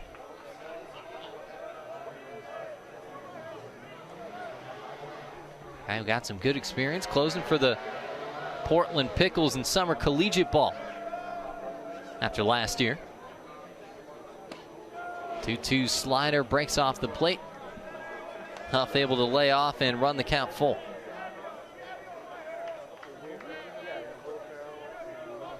Pitching here in the middle innings. Ready to go with the full count pitch. Big exhale in the 3-2. Comes in inside and in there for ball 4. It sounded like it might have made contact with Cody Huff as well. Either way, he's able to get aboard here, 2 down, and that will bring Eddie Park up to the plate. Park walked in the first, reached on an error in the second, and struck out in the 4th. So Huff gets aboard safely for the 4th time today, the only Stanford batter to have done so. That one is off the glove of Poss, and that'll be a pass ball, putting Huff down to second base. Did stretch him out a little bit. The majority of the time, something that gets by or away from the catcher is going to be a wild pitch. And basically what you're looking for if you're scoring that is, and you can kind of take it like you say with an error, does an ordinary effort from the catcher get the ball in his glove? And did have to stretch out a little bit, but not too much that time. Made contact with the glove, so you charge the catcher for a pass ball there. 1-0 pitch, fastball outside. 2 balls and no strikes. Here to the left-handed hitting Eddie Park.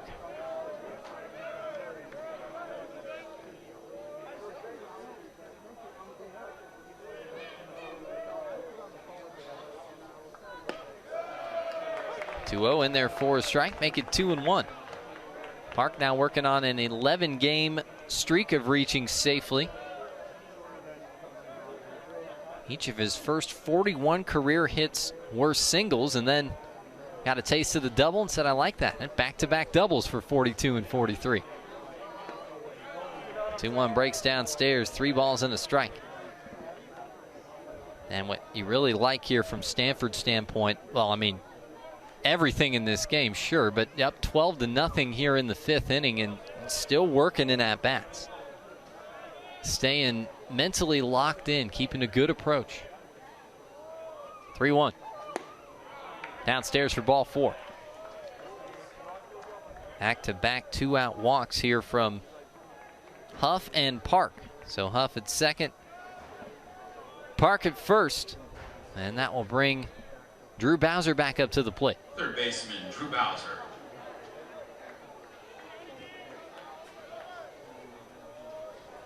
So 12-0 Stanford, 2 outs, first and second. Card batting here in the top of the 5th.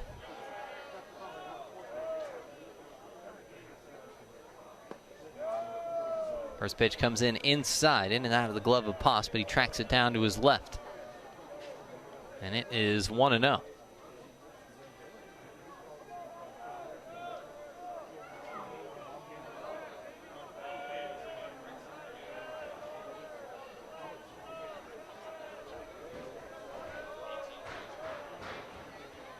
Look out to second. 1-0 from Souza is swung through, making a ball and a strike. So Bowser with a grand slam in the first inning, one of 4 Stanford home runs for the game. 12 runs on 12 hits. Already for the Cardinal in this one.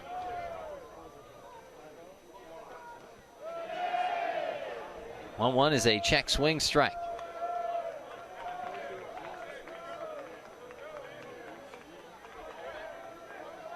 And now it's a ball and 2 strikes.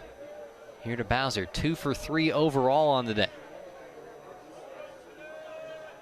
4 home runs, tied for the second most in a game this season. Had 5 back on May 3rd against UC Davis.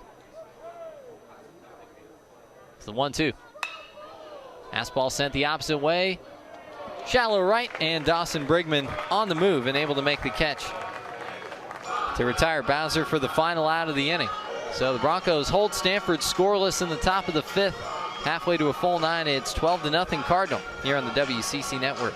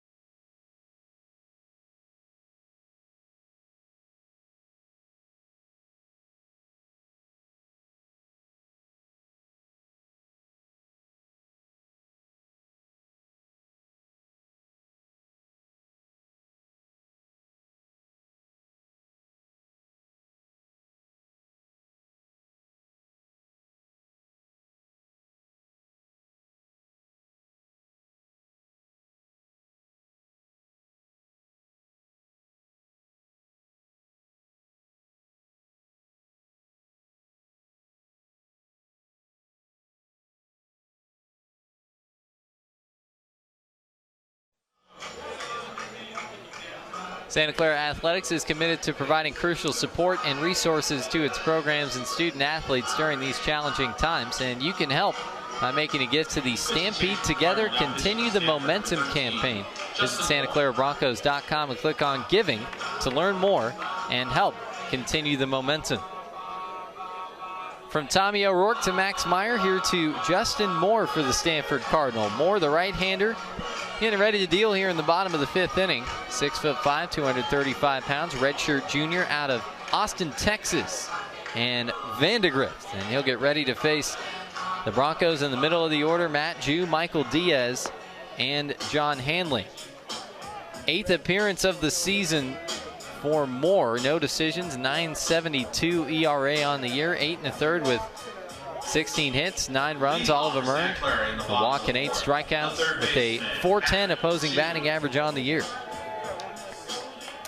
So Jew, who was at the plate when Brigman was thrown out trying to take second for the final out of the 4th, will stand in again, but this time facing Moore instead of Meyer. And he finds a first pitch strike to the Bronco third baseman, and it's 0-1. So the Broncos have sent the minimum to the plate through 4 innings. 12 batters, 12 outs. They get singles in the 1st and 4th. Jew sends a fly ball to right for Tommy Troy with some time and makes the catch. 1 away here in the 5th, and that will bring Michael Diaz up to the plate. So the line final for Meyer, and nearly identical to that of O'Rourke. 2 shutout innings with a hit. Meyer had a strikeout. 17 pitches, 11 of them for strikes. Now you love the efficiency. 20 pitches over 2 innings for O'Rourke, 17 over 2 innings for Meyer. Here's Michael Diaz for the Broncos with 1 away. Kicking a deal. Here's a bouncer to second. On the ground for Brett Barrera. 2 down.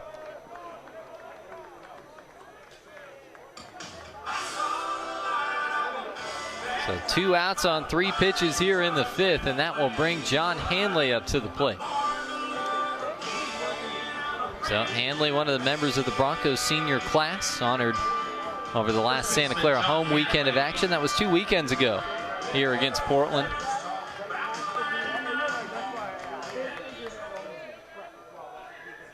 Takes the first pitch on the inside corner for a strike, and it's 0-1. Hanley's dad played water polo at Santa Clara. He's out of San Francisco up in the city in St. Ignatius Prep. That was one of his first time being on campus. Was going to one of Dad's alumni games for the water polo team. I said it was just fun to be able to watch him play and kind of get on campus, get the feel of Santa Clara.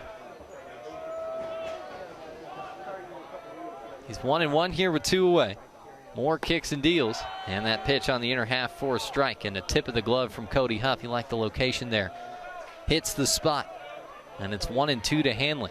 Also, Hanley's godfather, Kevin Dunton, was the longtime Santa Clara career home run record holder until Broncos got a new home run king last season in Jake McNichols.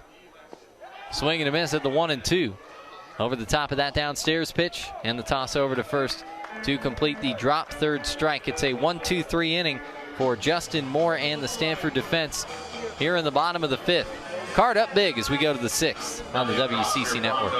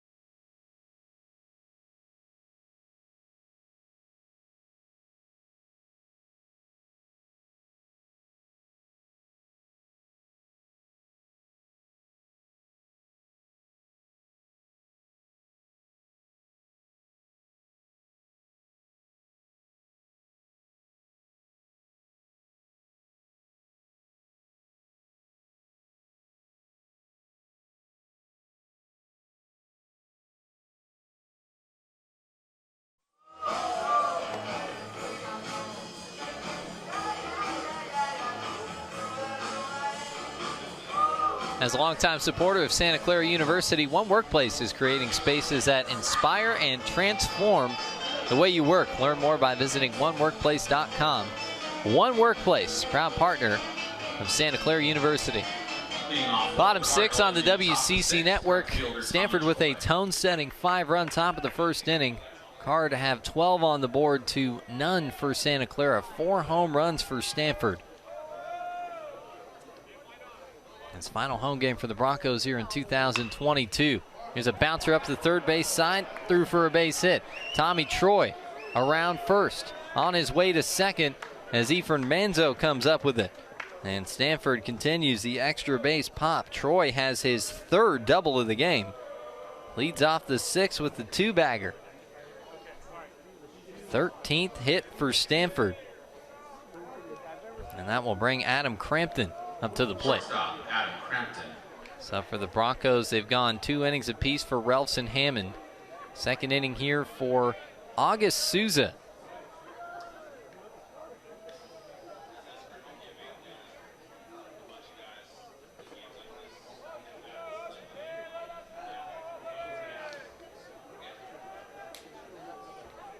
So it'll be a righty-on-righty matchup here with Crampton standing in. 0 for 3 with an RBI back in the 4th. 5 in the 1st, 5 in the 4th to bookend single runs in the 2nd and 3rd innings. There's a swing and a miss. Crampton over the top of a pitch there. And it's 0-1. Prep Baseball Report had Souza as the number 8 pitcher, number 10 player overall in the state of Nevada for the class of 2019. Also ranked top 500 in the country by perfect game.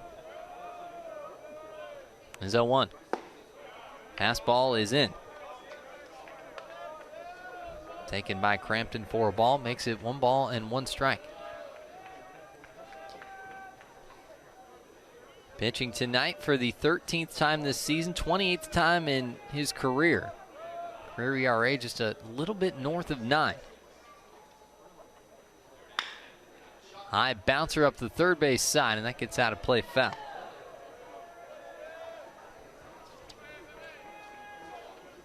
And a ball and 2 strikes. Here to Adam Crampton. I told you about that Broncos series up at Gonzaga. A couple of leads in the first 2 games. The Zags, as they often do, one of the toughest teams in the WCC, coming back to get some wins as that pitch swung on and missed. An attack fastball that time. Did a good job keeping it low. Crampton strikes out swinging, and it's back to the top of the line for Brock Jones. So the Broncos lost 3-2 on Friday, 5-3 on Saturday, 4-1 on Sunday. On Friday, they led 2-1 entering the 9th, where the Bulldogs rallied. Dylan Johnson with a 2-run walk-off single.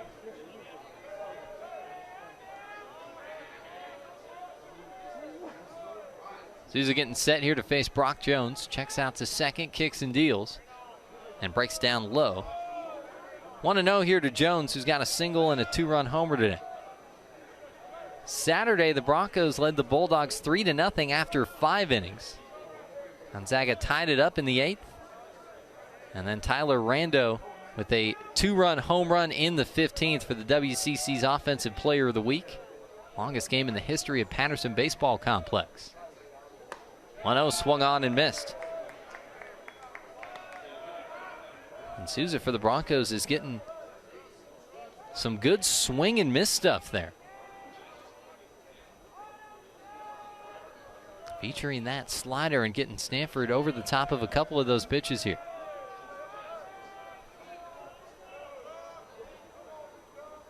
Right-hander out of the stretch. 1-1 off the plate. 2 balls and a strike to Jones. Troy's out at second base after his leadoff double in the 6th. Crampton struck out swinging.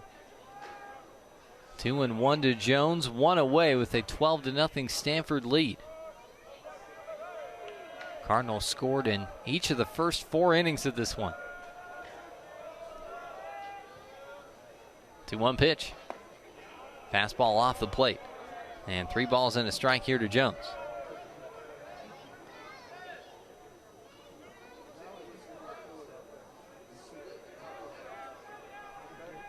By my count, that is 12 3-ball counts here. We're just starting our 5th time through the order for Stanford. So 12 3-ball counts to now 37 batters on the day. And that will be a walk to Brock Jones. So 2 aboard here for Carter Graham, with 1 out in the 6th. Broncos on Sunday at Gonzaga lost that game 4-1. They were down 4-0 entering the 9th. Alex Lambo, normal starter at shortstop for the Broncos, had an RBI double to make it 4-1. Broncos got the tying run at the plate with 1 out, but could not complete the comeback. So hard-fought series, a lot of late drama, but ultimately an experienced side in Gonzaga winning out. First pitch here to Carter Graham is low, and it's 1-0. And again, I've been covering baseball in this conference for a little more than a decade, and that Zag team under Mark Machtolf consistently is tough and as hard to finish off when you get a lead against them as any team in this conference. 1-0 pitch is downstairs, 2 balls and no strikes. This would also be a good time to mention, in the interest of full disclosure, that Gonzaga is where I went to school. But I can assure you that is just my professional opinion as a reporter. No bias, just going off of what I'd seen. 2-0's up top to Carter Graham. 3 balls and no strikes here as Souza trying to find the command. The Broncos had gotten off to a good start in WCC play and had themselves pretty well positioned for a look at the top 6. They were 6-3 through 3 series. 3-0 pitch. Up there for ball 4. So back-to-back walks issued here by Souza. This one will load up the bases. Troy to third, Jones into second. And Carter Graham taking a walk. Rusty Filter out of the Bronco dugout. And Santa Clara is going to go ahead and go to the bullpen here. Pitching change for the Broncos, 12-0 Stanford. 1 out, bases loaded in the top of the 6th. When we come back, looks like the Broncos are calling on Jake Putnam to take over. We're back after this on the WCC Network.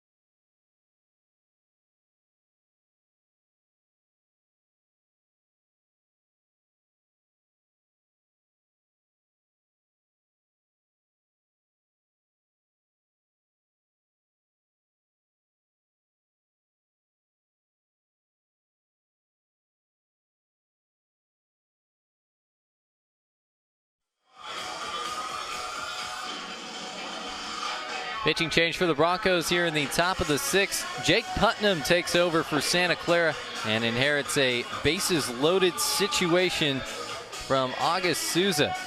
So Putnam with the rec specs on, getting ready to fire in some of the final warm-up pitches here. He is a tall right-hander at 6'5", 205 pounds.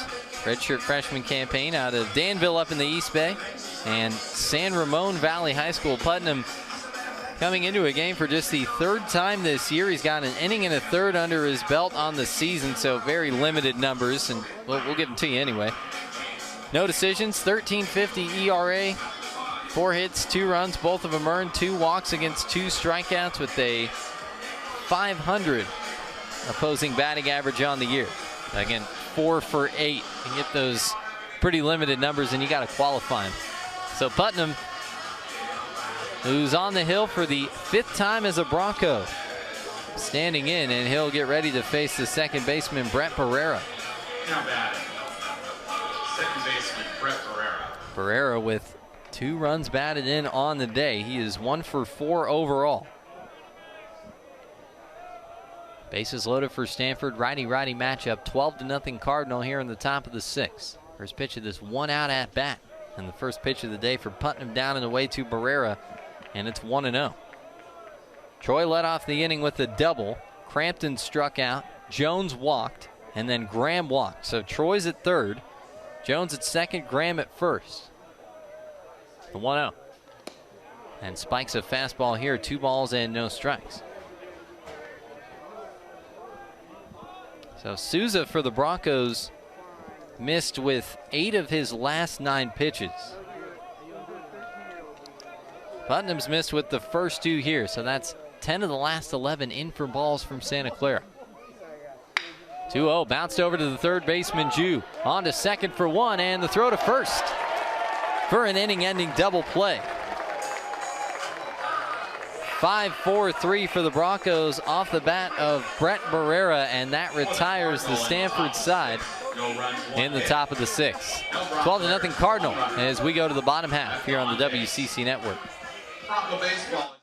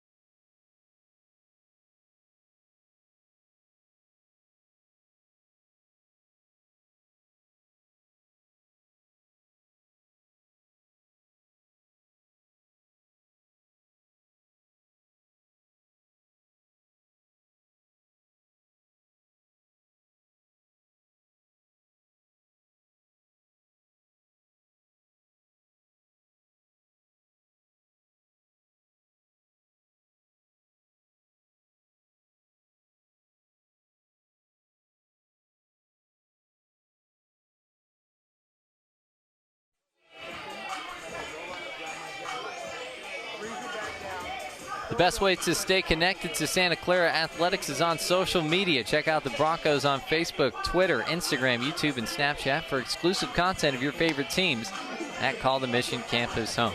There are some of the handles you can follow. Catch the content from the Bronco baseball team specifically, Bronco Athletics as a whole, any other team you like.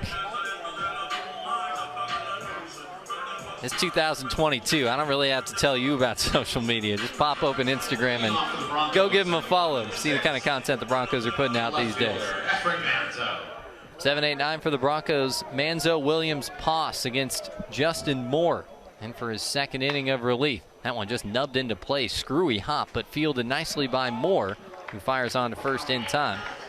1 away. Well, it was interesting because it was hit just off to the left from the right-handed hitter Manzo, but it looked like he got some of that inside-out contact. So it bounced from the view that we share a little bit off to the right, but more smoothly off the mound, and good strong arm over to first to get Manzo. Here's Malcolm Williams. First pitch down and in. Fastball taken for a ball, and it's 1-0.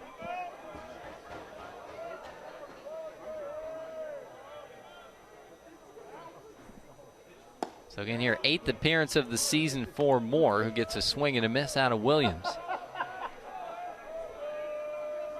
And the count evens up at a ball and a strike. Right-hander a little bit closed off toward the plate. Kicks and deals, and Williams fouls it off. Ball and 2 strikes. So the Bronco freshman out of Lake Oswego, Oregon. Lake Oswego High School. Look for Williams to be a starter for the Broncos in the middle infielder down the road.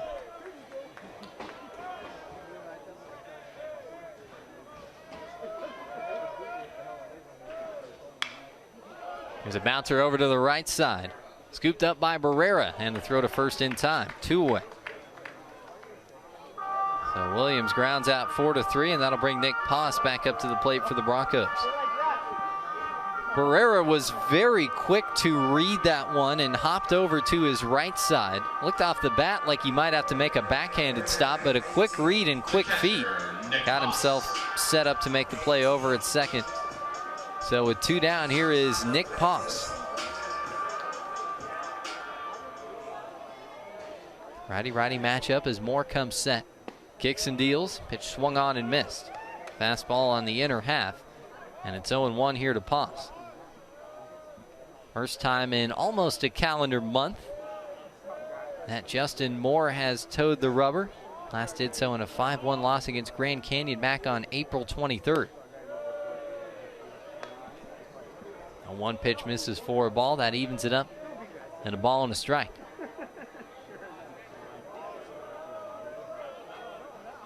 In fact, a lot of the action he's had has been pretty spread out throughout the course of the year. 1-1 just off the plate. On its way to the backstop. 2 balls and a strike. So he's had 2 times on the season where he's pitched within 4 days of each other, but usually it's about a week or a little bit longer for the righty. Season high 3 innings. Most time hovers around 1. Gets a swing and a miss.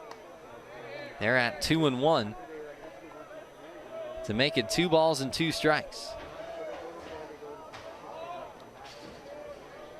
And he's gotten good soft contact off the Bronco bats as well. 3 groundouts, a strikeout, and a routine flyout. 2-2 off the plate.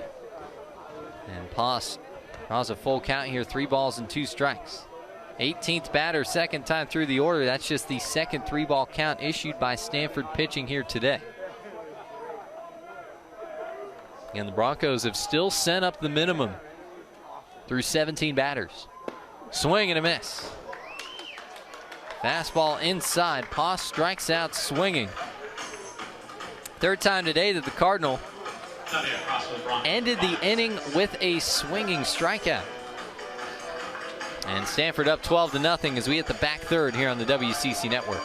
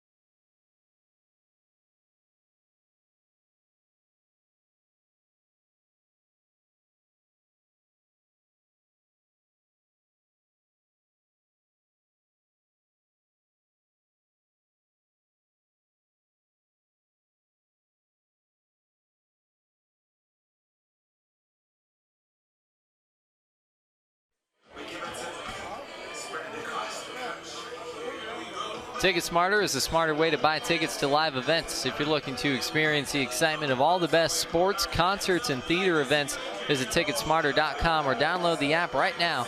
Don't miss out. Smart fans start at Ticketsmarter.com. Along with Scott Miles, our camera operator, Steve Nicolopoulos, our director and executive producer, David Gentili with you here for the Santa Clara Baseball 2022 home finale. The Broncos have made some defensive changes. We'll tell you Broncos down 12-0 against the Stanford Cardinal here as we go to the top of the 7th. 12 runs, 13 hits, no errors, 9 left on for the Cardinal. No runs, 2 hits, 4 errors, nobody left on for the Broncos. And the first pitch of the inning is downstairs to Braden Montgomery, and it is 1-0. Lots of defensive changes for the Broncos. Been working to try and sort that out during the break, and the sports information director, Joey Karp, running at mental warp speed to try and get him into you. So we're working to process that info as well. We will let you know. 2-0 pitch. Comes in inside to Braden Montgomery and makes it 3 balls and no strikes.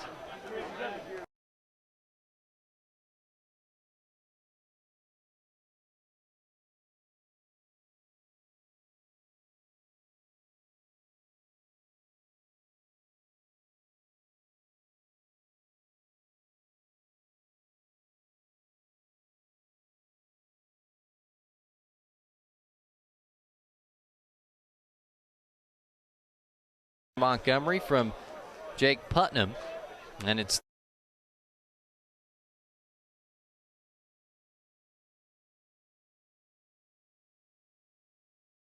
and through for a base hit. And Montgomery's got a 2-hit day for Stanford. Takes a 3-1 pitch over through that 3-4 hole on the right side. Third base, number 27, Robert Hickwell. Now catching, number 28, Nick Bakura. Now in right field, number 29, Michael Mugen. And now in second base, number 39, Thomas Gould. As we turn the mic over to Andre Polizzi, longtime public address announcer here for a lot of Santa Clara sporting events. Just a refresher there on the defensive changes. So a lot of new Broncos into the ballgame here. Get to see some new Broncos up at bat too when we hit the bottom half of the inning. That pitch is downstairs and blocked forward in front of the plate by Nick Bakura, with Cody Huff getting set to bat.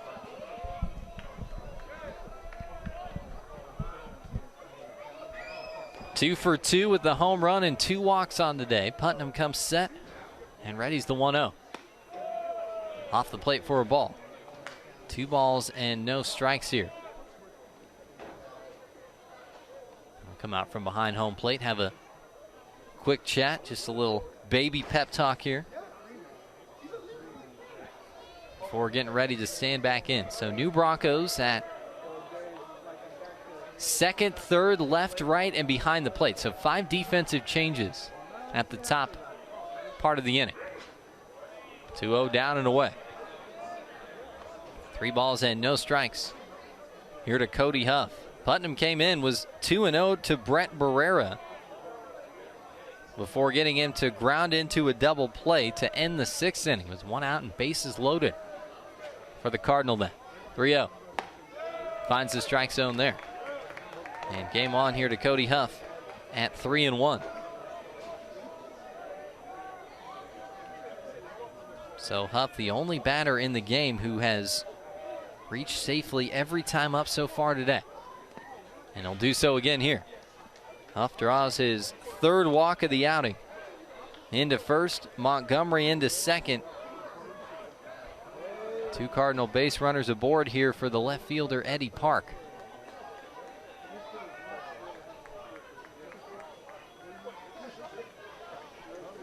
So Park getting ready to stand in for Left fielder, Eddie Park. Stanford team, 4th-ranked team in the country, RPI 13. So this team will easily be in the field of 64.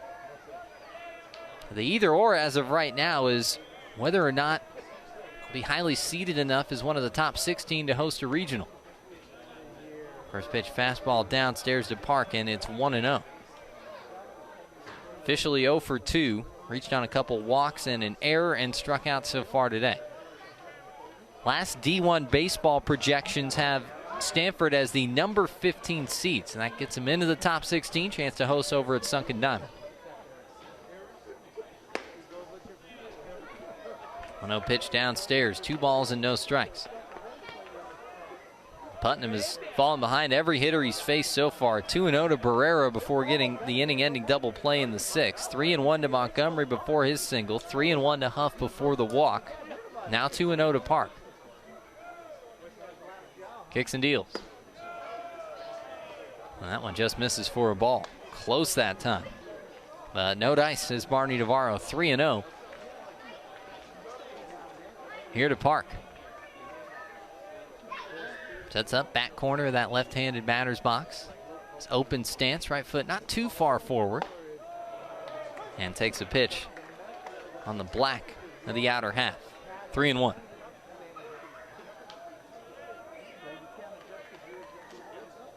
So still some resume building for Stanford. They'll head back up to Sunken Diamond and take on last place USC to round out the regular season. 3-1's in there for a strike. Got in underneath the hands of Park, who thought he had ball 4, so he'll pick up the stick and do it again for a full count pitch.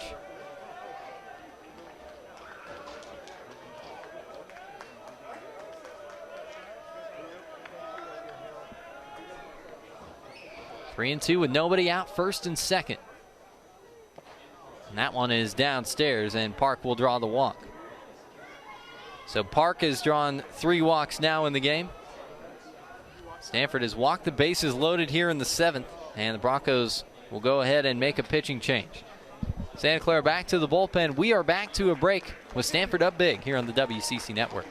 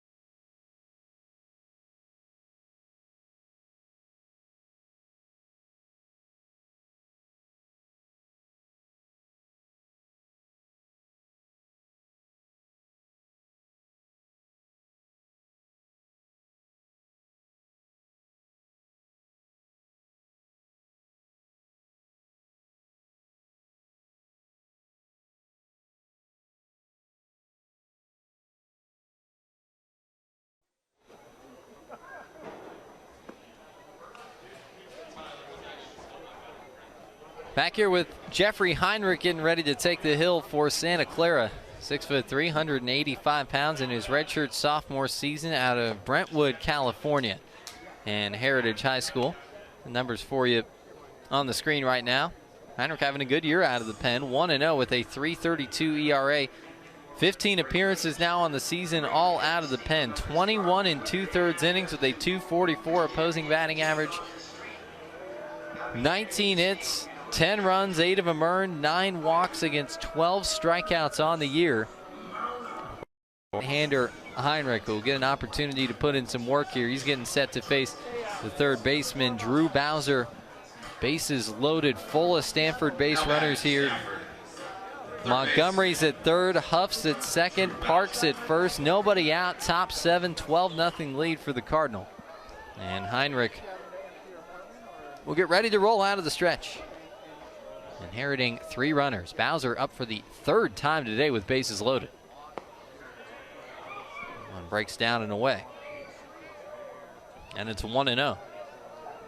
Was up with bases loaded in the first inning, hit a grand slam again in the second and grounded out to short.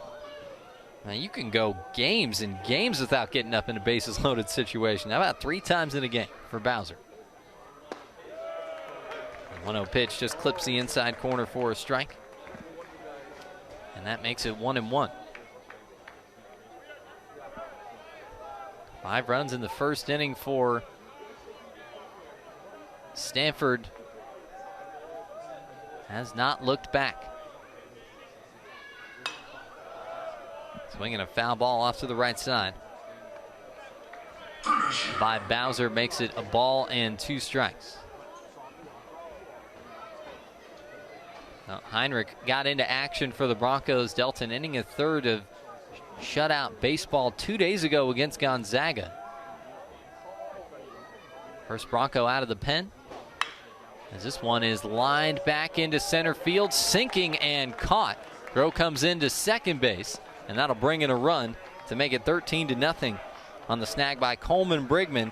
Drew Bowser gets an RBI, his 5th of the day. And Stanford has reached 13 runs in this one.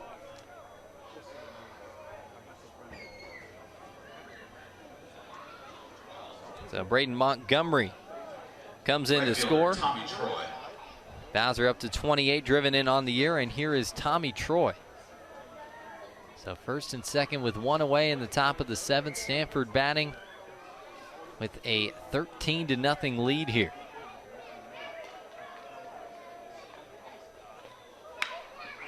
Swinging a high fly ball to left. John Bearing new into the game, circling around, and comes in to make the catch for out number 2. So 2 down here in the Stanford 7th, and that will bring Adam Crampton up to the plate. Shortstop, Adam Crampton 0 for 4, brought in a run on a ground ball back in the 4th inning.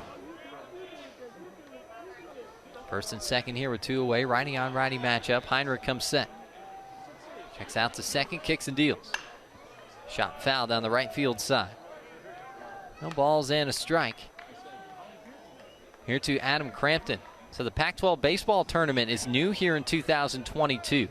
8 of the 11 teams in the conference make it. Oregon State, Stanford, UCLA, Arizona, Oregon, Arizona State, and Washington have already qualified. So those are the 7 that are in going into the last weekend of the regular season. A 1 fastball low. Ball and a strike to Crampton. The last 2 spots up for grabs will be decided by Cal and Utah.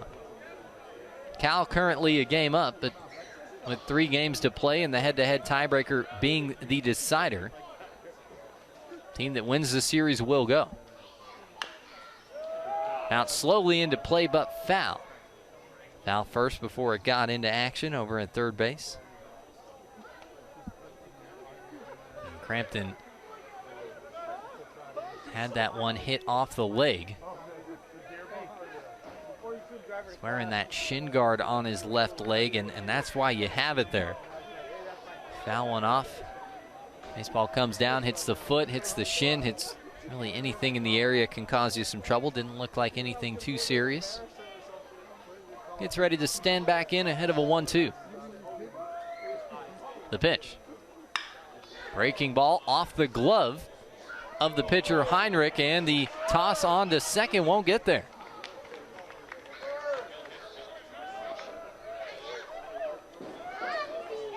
So the inning will continue here for Stanford. Huff gets to third. Park gets to second. Crampton, beg your pardon, gets into first.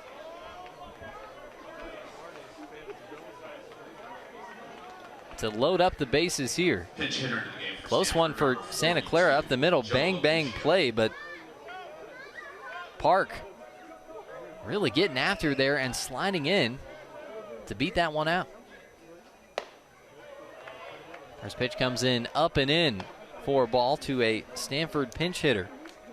Joe Lamuccio standing in. 5'7", 172 pounds, out of West Roxbury, Mass. and Roxbury Latin School.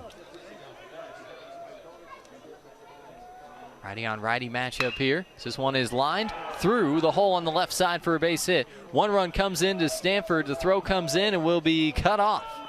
And it's a 2-run single to push the lead here to 15-0 for Stanford. Off the bench with a bat that time, Joe Lamuccio.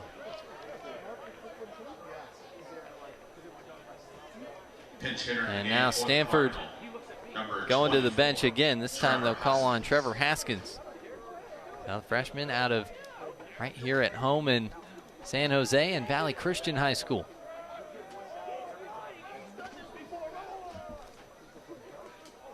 First and second here with 2 outs and a 15-0 lead. Heinrich comes set, kicks and deals, and drops one in for a strike.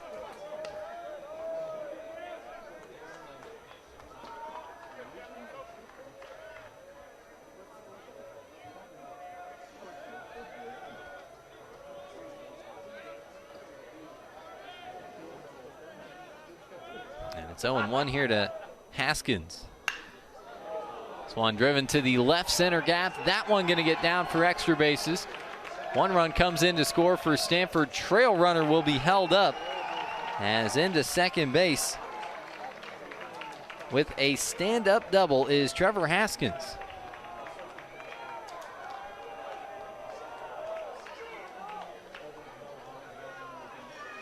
So Haskins able to play to run. 4 runs in now in the inning.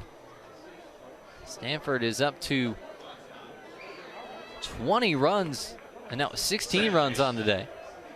Brett Barrera. And Brett Barrera will hold his spot in the order here. Heinrich kicks and deals. First pitch to Barrera is in there for a strike. So they'll send 9 to the plate here in this top of the 7th inning. First collegiate RBI there for Trevor Haskins. 0-1 with 2 away now to Barrera, second and third.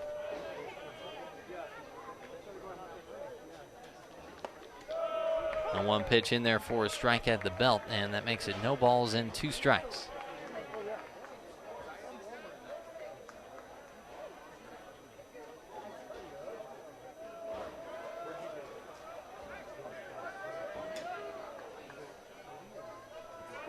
Heinrich sets up for the 0-2. That one pulled off the plate, and the runners will hold up. Skip back off the backstop. Bakura able to go and chase it down for Santa Clara. So 1 ball and 2 strikes here to Barrera, who's working on a multi-ribby day here for Stanford. It's gotten to this point in the game where you don't really need to dive too much into the stats to tell the story. Just about all of them are going to point to what you see on the scoreboard at 16-0. It's a 1-2. Pass ball up and pop back and foul. Still a ball and 2 strikes here to Barrera. Came in as the batting average leader for Stanford. And a team high 21 multi-hit games as well. He is 1 for 5 on the day. Reached in 37 straight games. Longest by a member of Stanford this year. Swings and drives one out to left. Bearing heading back, looking up, and that one is gone.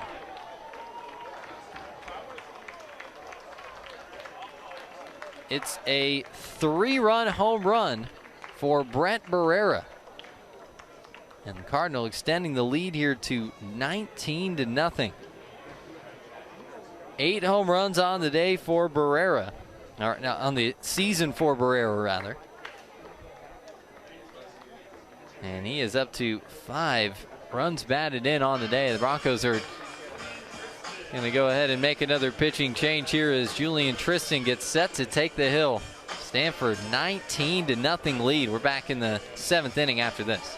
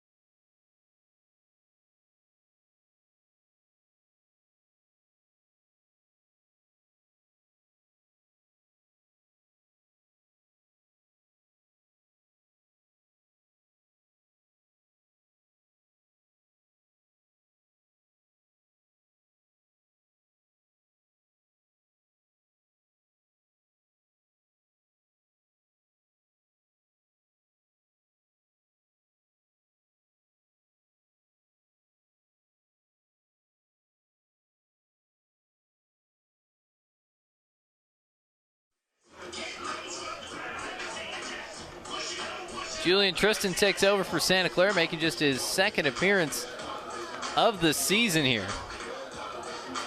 Tristan with an inning and a 1/3 of work under his ledger and a walk. His last time out. That's all we've got so far on Tristan this season. So, hey, makes the ERA look good. 0 on the nose for Tristan, who went a long time for the Broncos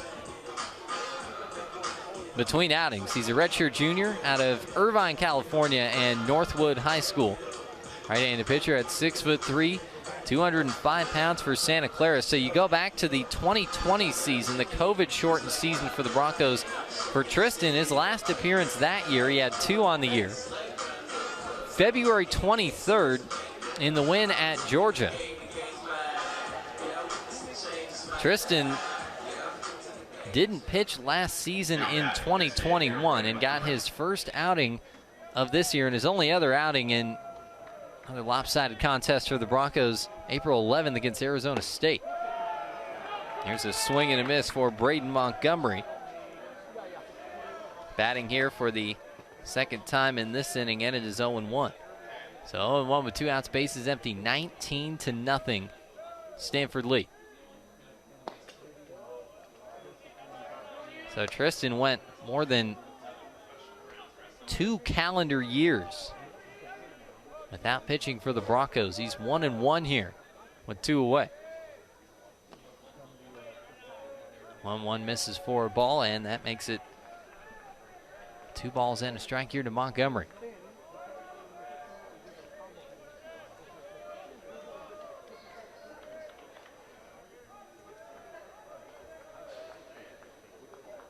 Two-one pitch. Swing and a miss. That's a low arm slot, tailing away. It's the DH Montgomery standing in here from the left side, and it's 2 balls and 2 strikes. Christian, who really wasn't ready to go until about the middle of March. Ready's his 2-2. Swing and a miss. Another good pitch, and Julian Tristan gets Braden Montgomery to strike out for the final out of the Stanford 8th. 3rd time in the game that the Cardinals put up 5 runs or more in an inning. You can see it on the screen. They played 7 in the 7th. 7-7 for Stanford as we hit the 7th inning stretch. Cardinal on top 19-0 here on the WCC Network. All right, fans.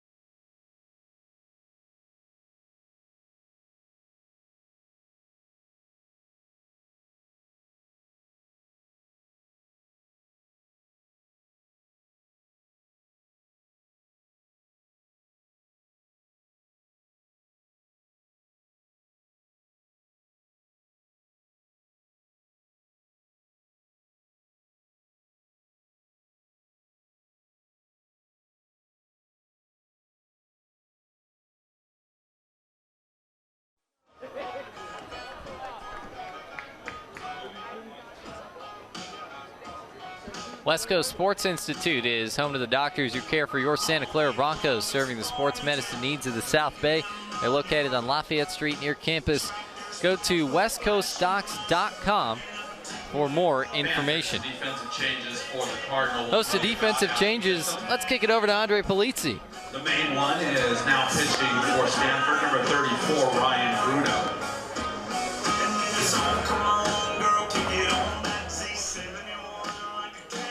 Oh, okay. Never mind. That was just to establish that there were multiple defensive changes and a pitching change. The 2 sports information directors here for Santa Clara and Stanford, Joey Karp and Tyler Guyvet, both who do a really, really good job at their post trying to sort it out. And that's the nice part about having your SID counterpart in the building. You can get somebody to come up right to you and pick these guys out in between innings. It's kind of a little bit of a mad scramble to get everybody down, punch it into the system, and get ready to go for the next inning. So we'll get those defensive changes for you when they come across, but the one we can tell you about is Ryan Bruno taking over on the mound. Bruno 3-1 with a 3.80 ERA on the season. This will be his 21st appearance of the year.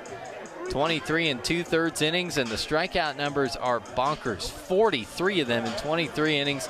With a minuscule 165 opposing batting average. He's given up 13 hits, 13 runs, 10 of them earned, 23 walks on the year. He has 1 save this season. Back to the top of the line in the first at-bat today for Santa Clara's Thomas Gould. So Bruno comes set and deals the first pitch outside to Gould, and it is 1-0. So for the Broncos, Gould, Coleman, Brigman, and Lance due up this inning. Here's the 1-0. Swing and a miss. And that makes it a ball and a strike. Now Gould standing in for the Broncos, hitting .297 this season. Homer and 8 driven in on the year. 1-1 pitch up and away. And that makes it 2 balls and a strike.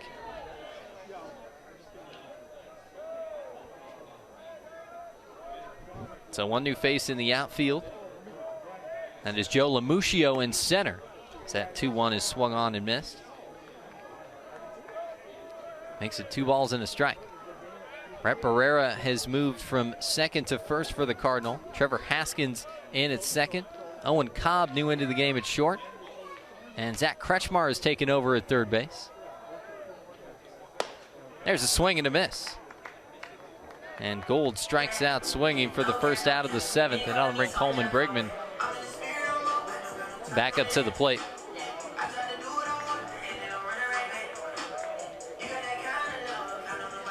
And then the new catcher as well, Charlie Somm, in for Stanford. So Lamuccio into the game at center, Barrera moving from second to first, Haskins in at second, Cobb in at short, Somm in behind the plate, and the strikeout specialist Bruno, who's already got one here, with a little chin music for Coleman Brigman high and in, and it is 1-0.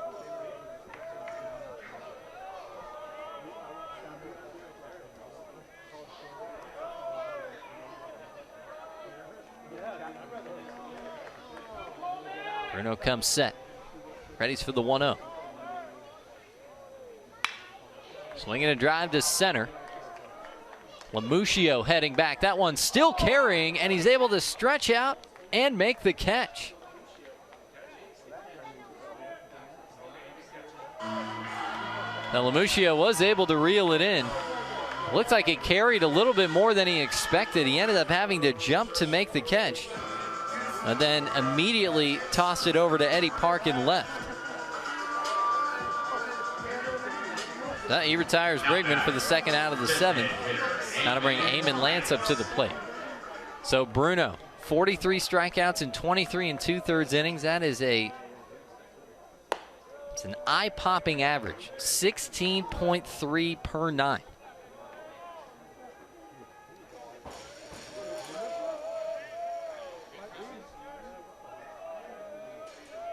Want to know the count here to Eamon Lance as Bruno kicks and deals, and that one inside for a strike. That'll make it 1-1. He's been one of the most effective relief pitchers in terms of dealing with jams this season. Inherited 20 runners on the season and only allowed 7 of those runners to score. Then comes in for a clean bottom of the 7th here. Sets up for the 1-1. Fastball misses to Lance. 2 balls and a strike. Lance is one of the Broncos who has emerged this year offensively. Rusty Filter going into the season talking about wanting to cut down on the strikeout rate. Broncos as a team have done a pretty good job of that this year. 2-1 outside with the fastball. Make it 3 balls and a strike here to Eamon Lance. Lance came into this game hitting .323 for Rusty Filter's side. And 3-1 is off the plate. So Lance will take a 2-out walk here in the 7th. And that'll bring Matt Jew back up to the plate. Is Brett Barrera. Now in center field, remaining in the game is 42, Joe Lamuccio. At second base is... That's a spot of Matt Jew, rather. We're going to see a pinch hitter here for Santa Clara. Here's Robert Hipwell. Now that's just part of that defensive substitutions last inning. So Hipwell already in the spot, getting ready to hit. And takes a first pitch for a strike. It's 0-1. So the Broncos with 1 batter above the minimum currently here in the 7th inning.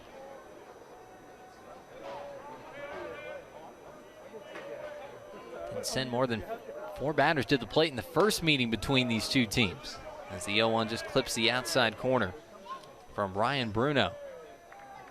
And it's 0-2. And that a trend that they are seeing continue here in this contest tonight. Most part done a good job putting baseballs in play. Only 4 strikeouts on the day for Santa Clara, but really nothing going offensively at all tonight. 0-2 swung on and missed. And Hipwell strikes out to end the bottom half of the 7th inning. So you know about the strikeout stuff for Ryan Bruno. He tacks on 2 more here. Broncos go scoreless in the 7th. It is 19-0 Stanford here on the WCC Network. 3 more defensive changes.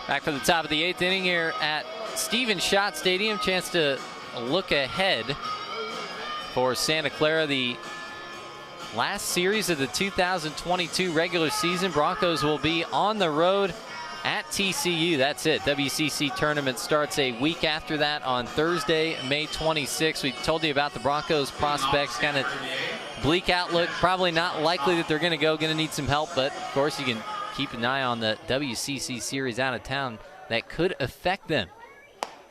In terms of that, coming up on the weekend. So Charlie Somm will get ready to stand in for the first time today. Came in as a defensive replacement for Cody Huff and swung through a fastball from Julian Tristan, who dials up an 0-1 slider. Just misses for a ball to make it a ball and a strike. One thing we've always known about Tristan, the stuff is pretty nasty for him. It's about trying to rein in command. 1-1 pitch in there for a strike. Swinging strike. Somm, who's 0 for 10 on the season with 7 strikeouts. 16th appearance of the year. Ready to look at a 1-2, and it's off the plate. 2 balls and 2 strikes here. Taking the spot of Cody Huff, who was not retired in 5 trips up today. 3 walks, a single, and a homer.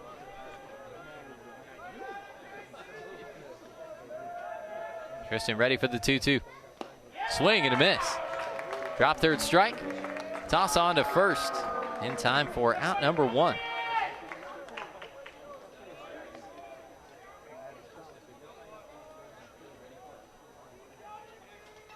So Julian Tristan has struck out both batters he has faced. Broncos' staff have dealt 11 strikeouts on the day between 6 different pitchers.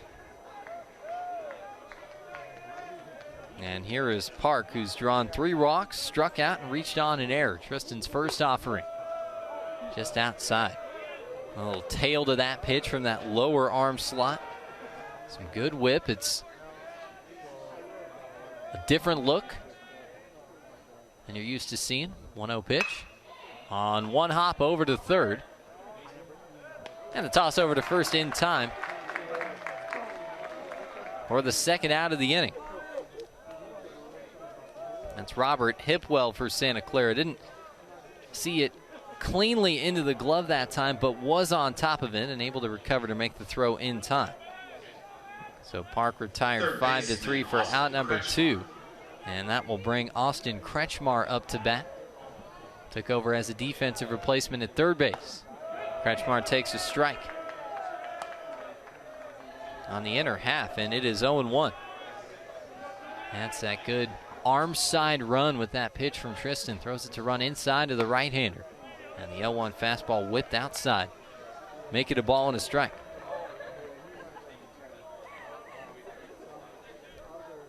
Tristan working fairly efficiently here. Ready for the 1-1. Fires one in for a strike. And it's 1-2. Told you that for Tristan, it's been about trying to find the command in his Bronco career. This is as good through an inning plus as I remember seeing him in any outing.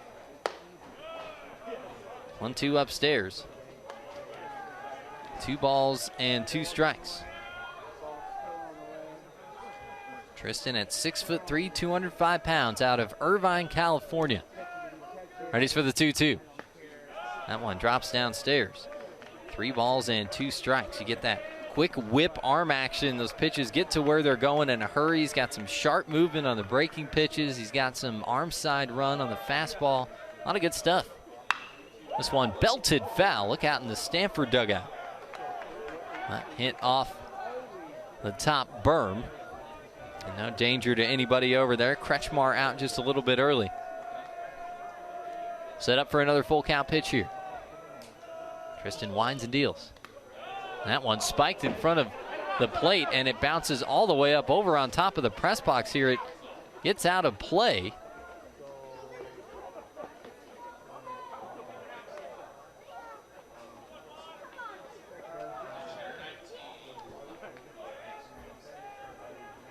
I've never seen that before here at Schott Stadium. That's hard to do. The net behind home plate that we're both looking through right now, maybe about 40 feet off the ground, it spiked it, hit a little bit of the padding, and then shot up over the net. Pinch hitter in the game for Stanford.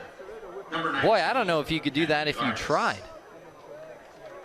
But it gets out of the play. It's just one base for Kretschmar. And now Henry Gargas will get set to pinch hit for Stanford, junior out of Yakima, Washington. First pitch to Gargas on the outside corner for a strike. And it's 0-1, so Gargas here batting in the spot of Tommy Troy. A 1 pitch, swung on and missed. Making no balls and 2 strikes. Gargas for the season 0 for 6 with 4 strikeouts, so both teams clearing out the benches here in a 19-run game late. Tristan's 0-2. Swing and a miss. Julian Tristan with a 3-strikeout outing, a 2-strikeout inning for the Broncos, and holds the Cardinals scoreless in the top of the 8th. Broncos coming back to bat in the bottom half in the home finale after this here on the WCC Network.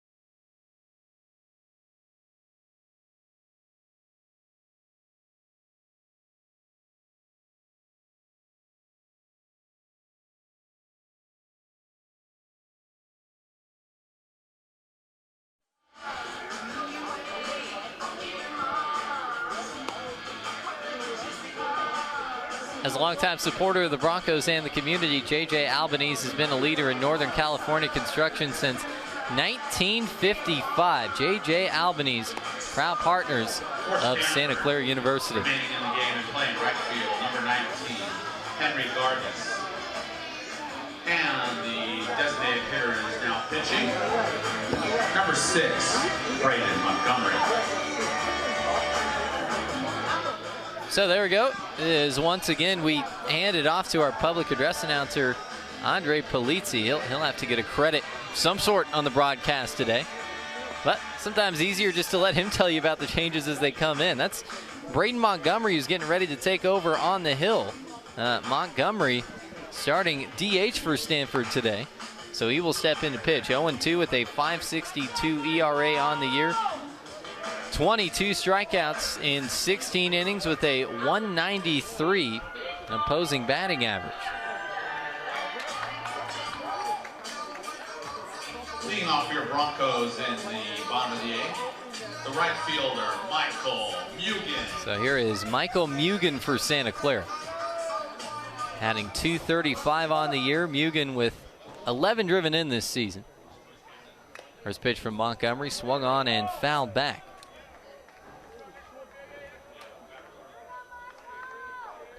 And it is 0-1 here to Mugen.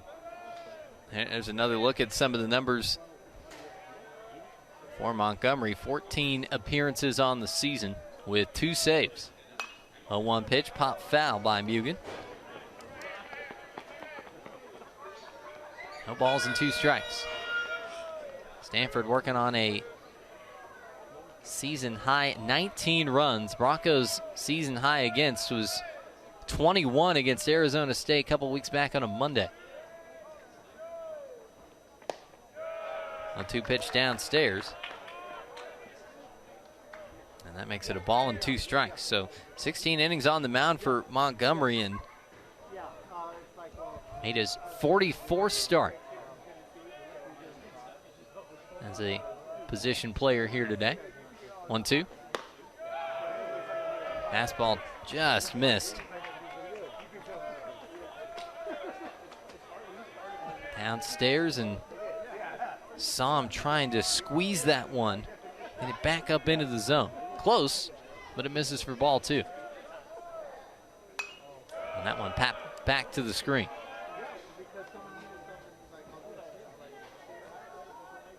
Still 2 balls and 2 strikes here. Mugen in his redshirt freshman campaign, Rusty Filter says, like the way that he plays with fire. Full tilt, full throttle all the time with everything he does. And time will be called for here. Montgomery able to step off, take an extra second. And is now going to put the wristband on. That's the wristband that'll have the pitch calls.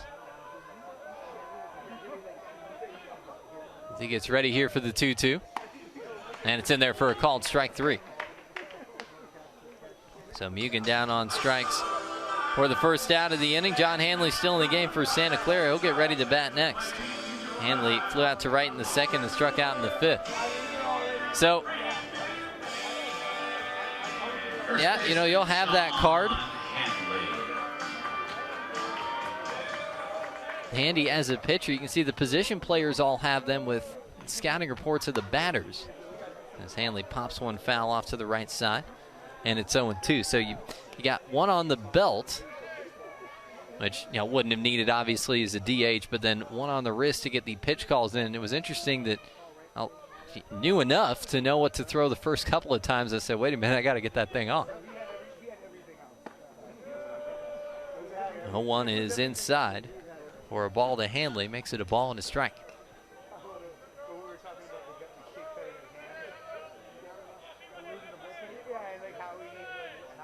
Hanley getting ready to stand back in as Montgomery stands back up on the mound, square up with home plate, set up on the first base side of the rubber. 1-1 pitch is up and in, 2 balls and a strike.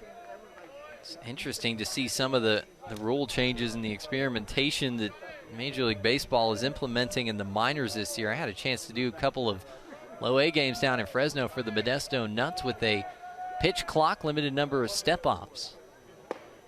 2-1 down and in. 3 balls and a strike. So at that level of A ball this year, you get 14 seconds.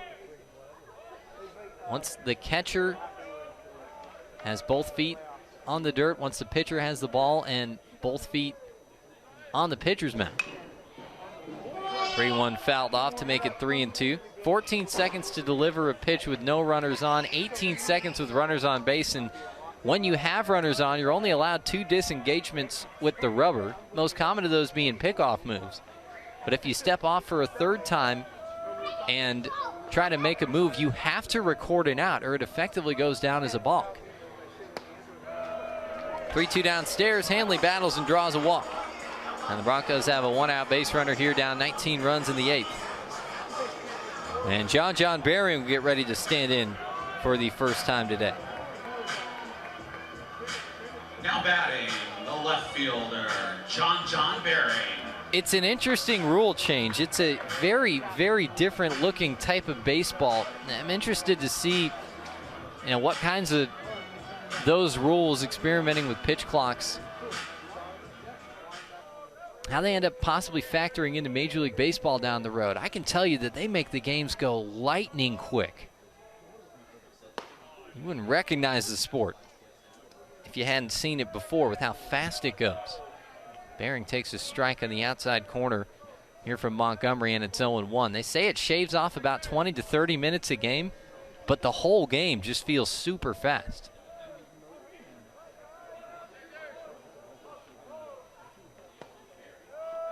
One popping in and out of the glove of Sam behind the plate. Behring takes a pitch for a ball. And that makes it a ball and a strike. Yeah, it's extremely regulated.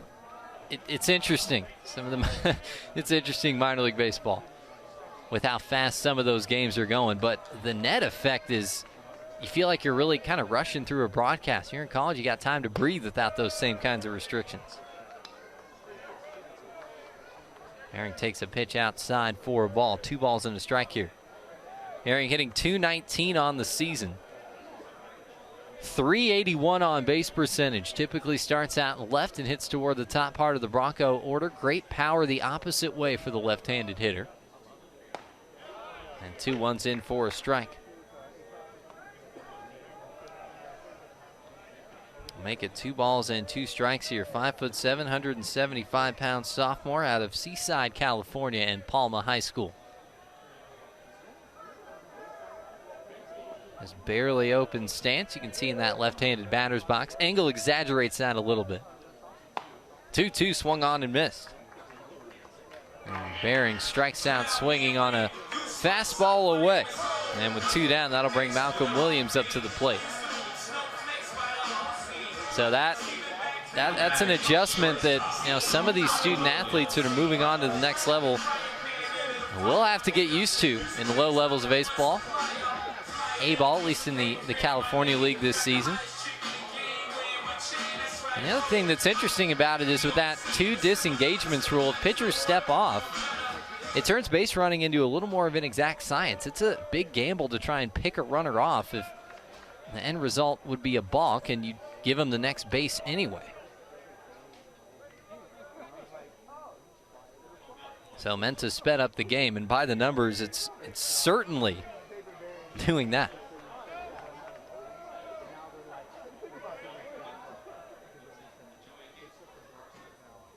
First pitch into Malcolm Williams is in for a strike, and it's 0-1. Rusty Filter telling me coming into the year really like Williams and all the tools he brings to the table for Santa Clara. They can play anywhere on the infield, second, short, third. Had lots of tools, just needs some time to come along and develop. And he's gotten a lot of that time late on in the year. That pitch misses inside. Make it here a ball and a strike. And for a Bronco team enjoying a lot of home success.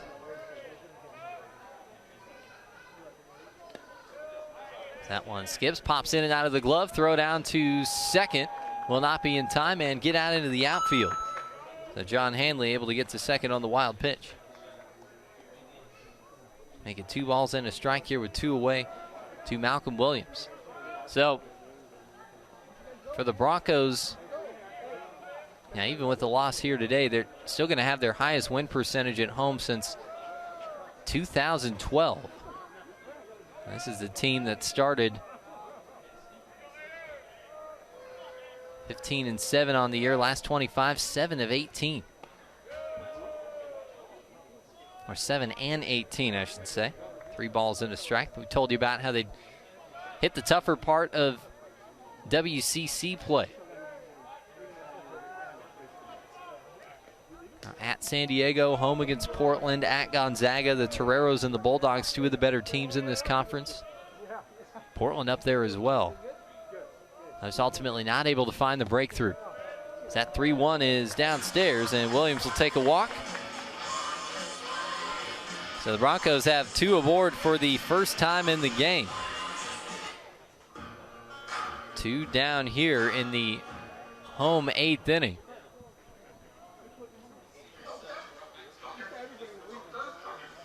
And a visit to the mound here for Stanford as Broncos are getting ready to have Nick Bakura come in and bat.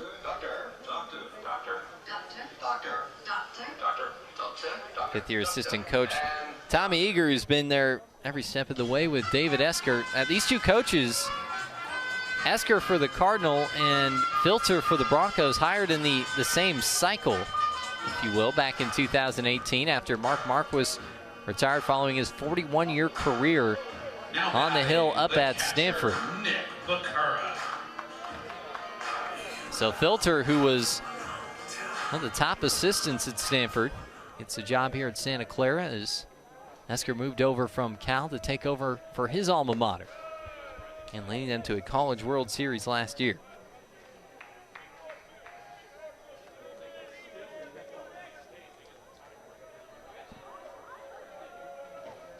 Here's Nick Bakura for the Broncos. 3 for 5 on the plate this season. 1-0 pitches downstairs, makes it 2 balls and no strikes. So it's gone strikeout, walk here for Montgomery on the mound in the Santa Clara 8th. Broncos also with the runner in scoring position for the first time tonight. Down 19-0, outscored 17-2. 2-0 pitch swung on and missed. And that makes it 2 balls and a strike.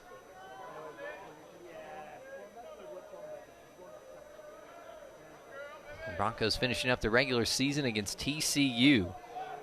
Thursday, Friday, and Saturday. Thursday starts at 4 o'clock here on the West Coast. You can catch it on ESPN Plus, Big 12 now. Stanford back up at home against USC, also a Thursday, Saturday series, and catch that action on Pac-12 Network.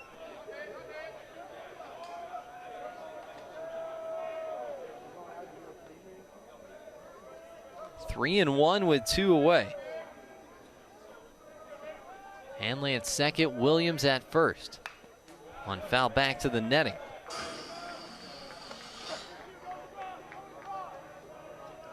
And Bakura able to stay alive for the Broncos. 5'11", 195-pound freshman out of Manhattan Beach, California, and Miracosta High School.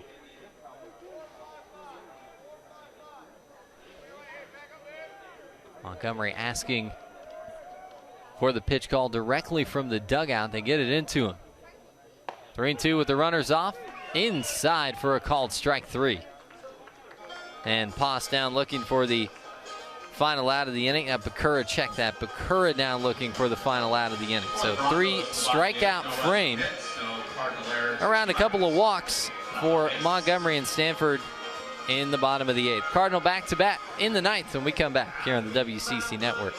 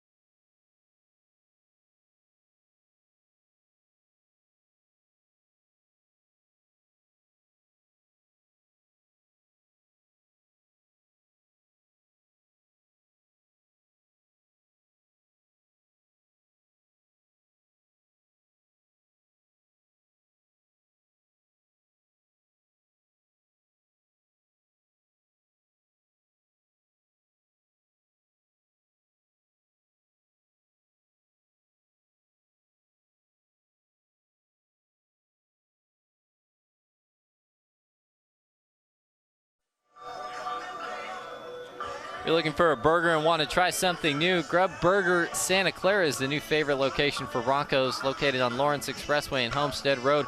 Grub Burger has a burger for the entire family. Check out the menu. See what you might like at grubkitchenandbar.com. Back here for the top half of the 9th inning. David Gentili with you for Santa Clara Broncos baseball. Home finale that just has not gone their way tonight. Stanford all over this one, 19-0 as we go to the 9th, and the Broncos calling Nico Stanley out of the bullpen. Stanley at 6'4", 205 pounds in his freshman season out of Manhattan Beach, California, and Miracosta High School. 1-0 with a 13.09 ERA, 13 appearances for Stanley on the year, 11 innings pitched. 340 opposing batting average, 17 hits, 18 runs, 16 of them earned, 15 walks against 12 strikeouts on the year. So this is Owen Cobb, took over as a defensive replacement. Cobb gets his first at-bat of the day for Stanford, and Stanley starts him off with a strike. 0-1. Cobb is 4 for 20 on the year with 3 driven in. The 1 pitch comes in from Stanley. And misses inside for a ball and a strike. 19 runs, 17 hits, no errors, 10 left on for Stanford. No runs, 2 hits, 4 errors, 3 left on for the Broncos. Stanley winds and deals. 1-1 misses outside, making it a ball and a strike. 5 in the first, 1 in the second, 1 in the third, 5 in the fourth, 7 in the 7th for the Cardinal. 2-1 bounced foul. 2 balls and 2 strikes here with Cobb up at bat. Stanford is tied a season high with 5 home runs, also 4 doubles on the day. 7 batters with multiple hits, 5 ribby days for Barrera and Bowser, who have both since checked out. Soft liner, second base, and caught. Reeled in for Santa Clara by Thomas Gould. Makes the catch to retire Cobb, and 1 away here in the Stanford ninth. Back to the top of the line. And this will be Lamuccio. Center fielder Joe Lamuccio. Lamuccio took a walk in the 6th, getting ready to stand in again here in the 9th.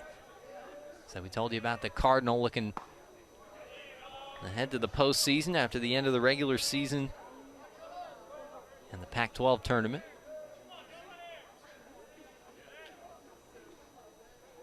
Want to know here with 1 away. Bounced over through the left side. Diving effort by Williams. But couldn't get to that one. And Stanford picks up its 18th hit of the day as Lamuccio is aboard.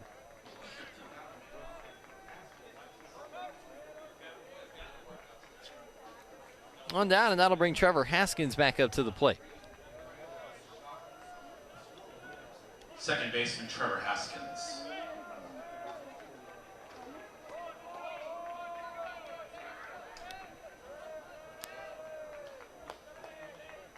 Righty on righty matchup here. First offering to Haskins. Is inside for a ball. And it's 1-0. So Haskins' first collegiate hit, first collegiate RBI his last time up, goes around on a 1-0 pitch from Stanley, and that makes it a ball and a strike. Stanley 4 pitches to work with for Santa Clara. Next strike thrower, Rusty Filter likes the way he competes for this Bronco group. 1-1. That's downstairs. 2 balls and a strike here to Haskins.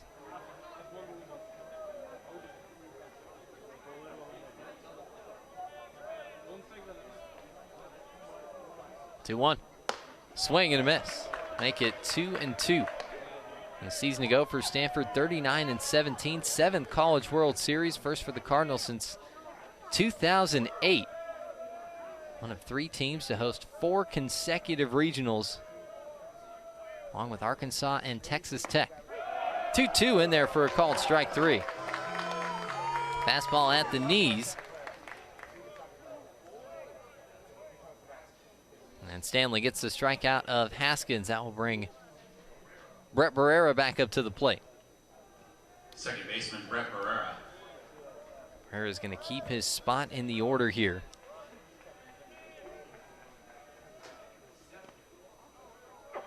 Working on a 2-hit day as that first pitch misses downstairs. And make it 1-0. 2 for 5 with Thrive driven in on the day. Bowser also has 5 runs batted in today. 9 different batters have driven in a run for Stanford in this one.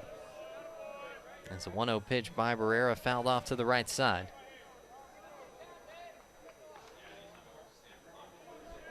And that'll even up the count at a ball and a strike. So 8 teams make it to the Pac-12 baseball tournament. Double elimination. You've got 2 separate, basically, NCAA regionals that'll play out. 1-1 comes in up and in to make it 2 balls and a strike. 1-8 and 4 and 5 will end up in a pod.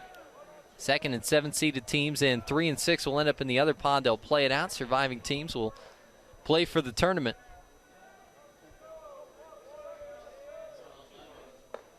Down in Arizona at the spring training home of the San Francisco Giants. So be a good event for the conference. It's won more NCAA titles than any in the history of collegiate baseball.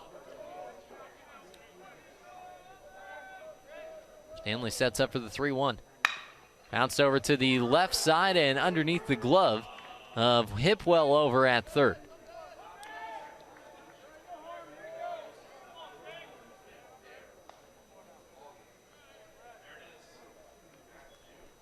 So the Broncos committed their 5th error now.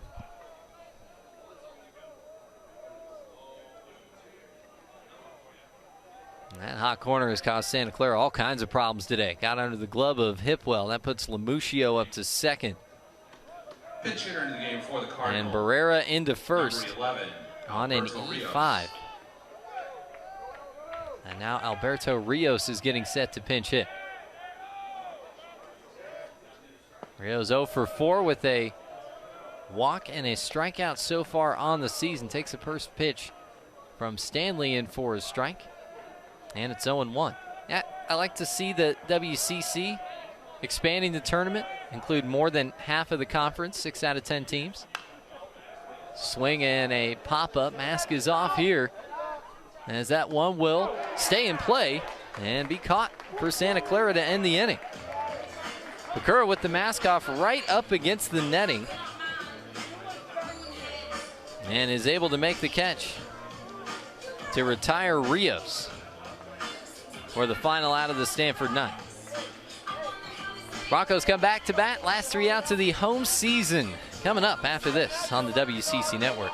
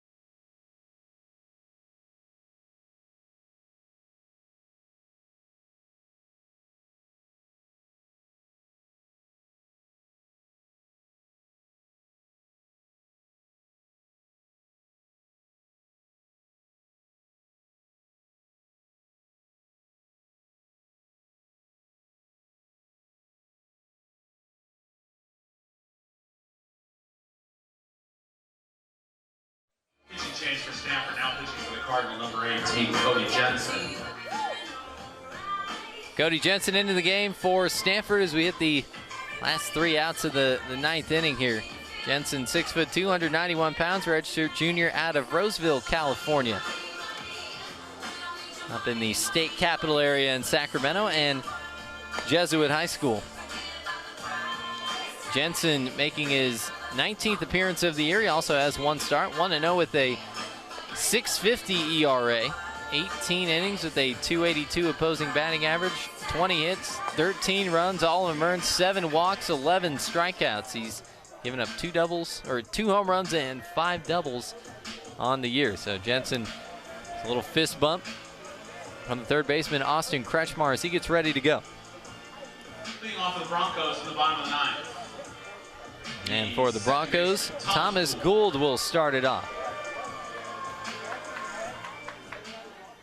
So this is the top of the line for Santa Clara. Looks like Gavin Maloney has a bat as well for the Broncos on deck. It's a potential pinch hitter. First pitch into Gould.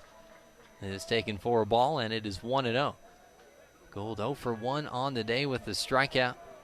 Broncos 2 hits today, just 3 in the first meeting between these two teams. That's a 1-0 swung on and foul tipped by Gould. And that'll make it a ball and a strike.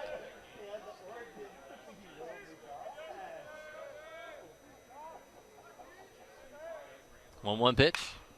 Swung on, popped up. Right side. And it will get out of play. On top of the Bronco dugout, make it a ball and 2 strikes. We were talking before going to break about some of the changes in the tournaments, the Pac-12 adding a tournament, the WCC expanding it from 4 games to 6, and I talk about the student-athlete experience and how that's paramount in college athletics. I worked almost 8 years full-time in the department at Santa Clara. That's a big part of the discussion surrounding what you do, so I like to see that. This one sent out to right field, and that will drop in for a base hit. Past the diving effort of Gargas and right, and into first base for Santa Clara is Thomas Gould. He's got a leadoff single here in the 9th. And the Broncos will send a pinch hitter up in Gavin Maloney.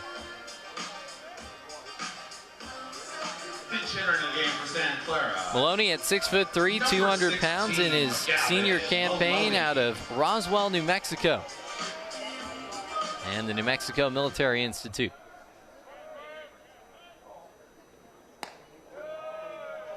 Takes the first pitch outside for a ball here from Jensen. And it is 1-0. Maloney on the season 0 for 4 with 3 strikeouts. Limited action for the Broncos this year as Maloney standing in for the 8th time this season. 2 balls and no strikes here to Maloney.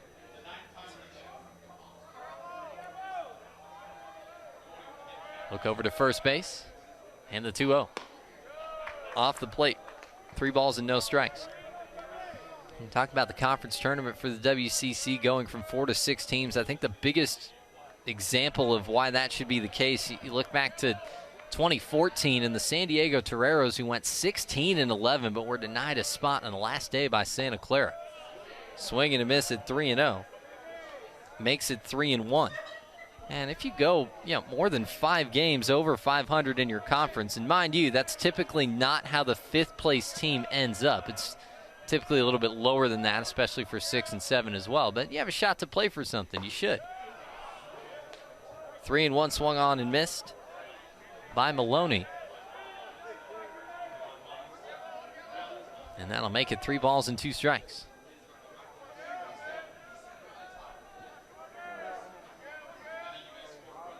Maloney stands back in, very much crowding over the plate. 3-2 swung on, sent over to the left side. And in from left field is Park to make the catch. 2 down. Nope. Getting ahead of myself here in the 9th inning. 1 away for the Broncos in the 9th. And that'll bring Eamon Lance back up to the plate. Now batting, the designated hitter Eamon Lance. So Lance for the Broncos. Play a little more than 40 games when it's all said and done here in this 2022 campaign. Missed some time with the leg injury. 24 driven in on the year. For the Broncos, Lance in 31 games last season hit .218. Struck out 32 times and 87 trips up. He struck out 26 times coming into today and 124 trips up. Takes a 1-0 pitch for a strike from Cody Jensen, and that makes it 1-1. So coming into today, had bumped his batting average up from 2021 to 2022 by 105 points. Numbers up across the board for Lance. So when you look ahead to next season for Santa Clara, this is a guy who will be an offensive staple. First on the team in the 2020 season, so still 2 years of eligibility left for Lance. 1-2 is fouled off. Still a ball and 2 strikes.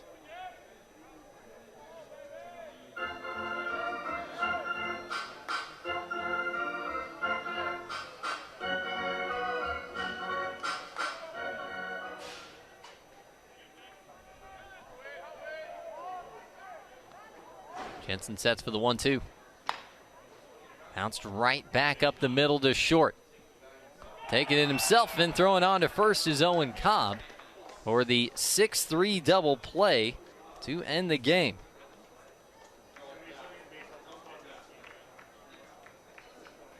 So that does it for this one. Stanford wins it 19-0 over Santa Clara. 19 runs, season high for Stanford on 18 hits, and that gets us into the Santa Clara Broncos postgame show presented by West Coast Sports Institute, home to the doctors who care for your Santa Clara Broncos. Stanford gets the win, improves to 34-14.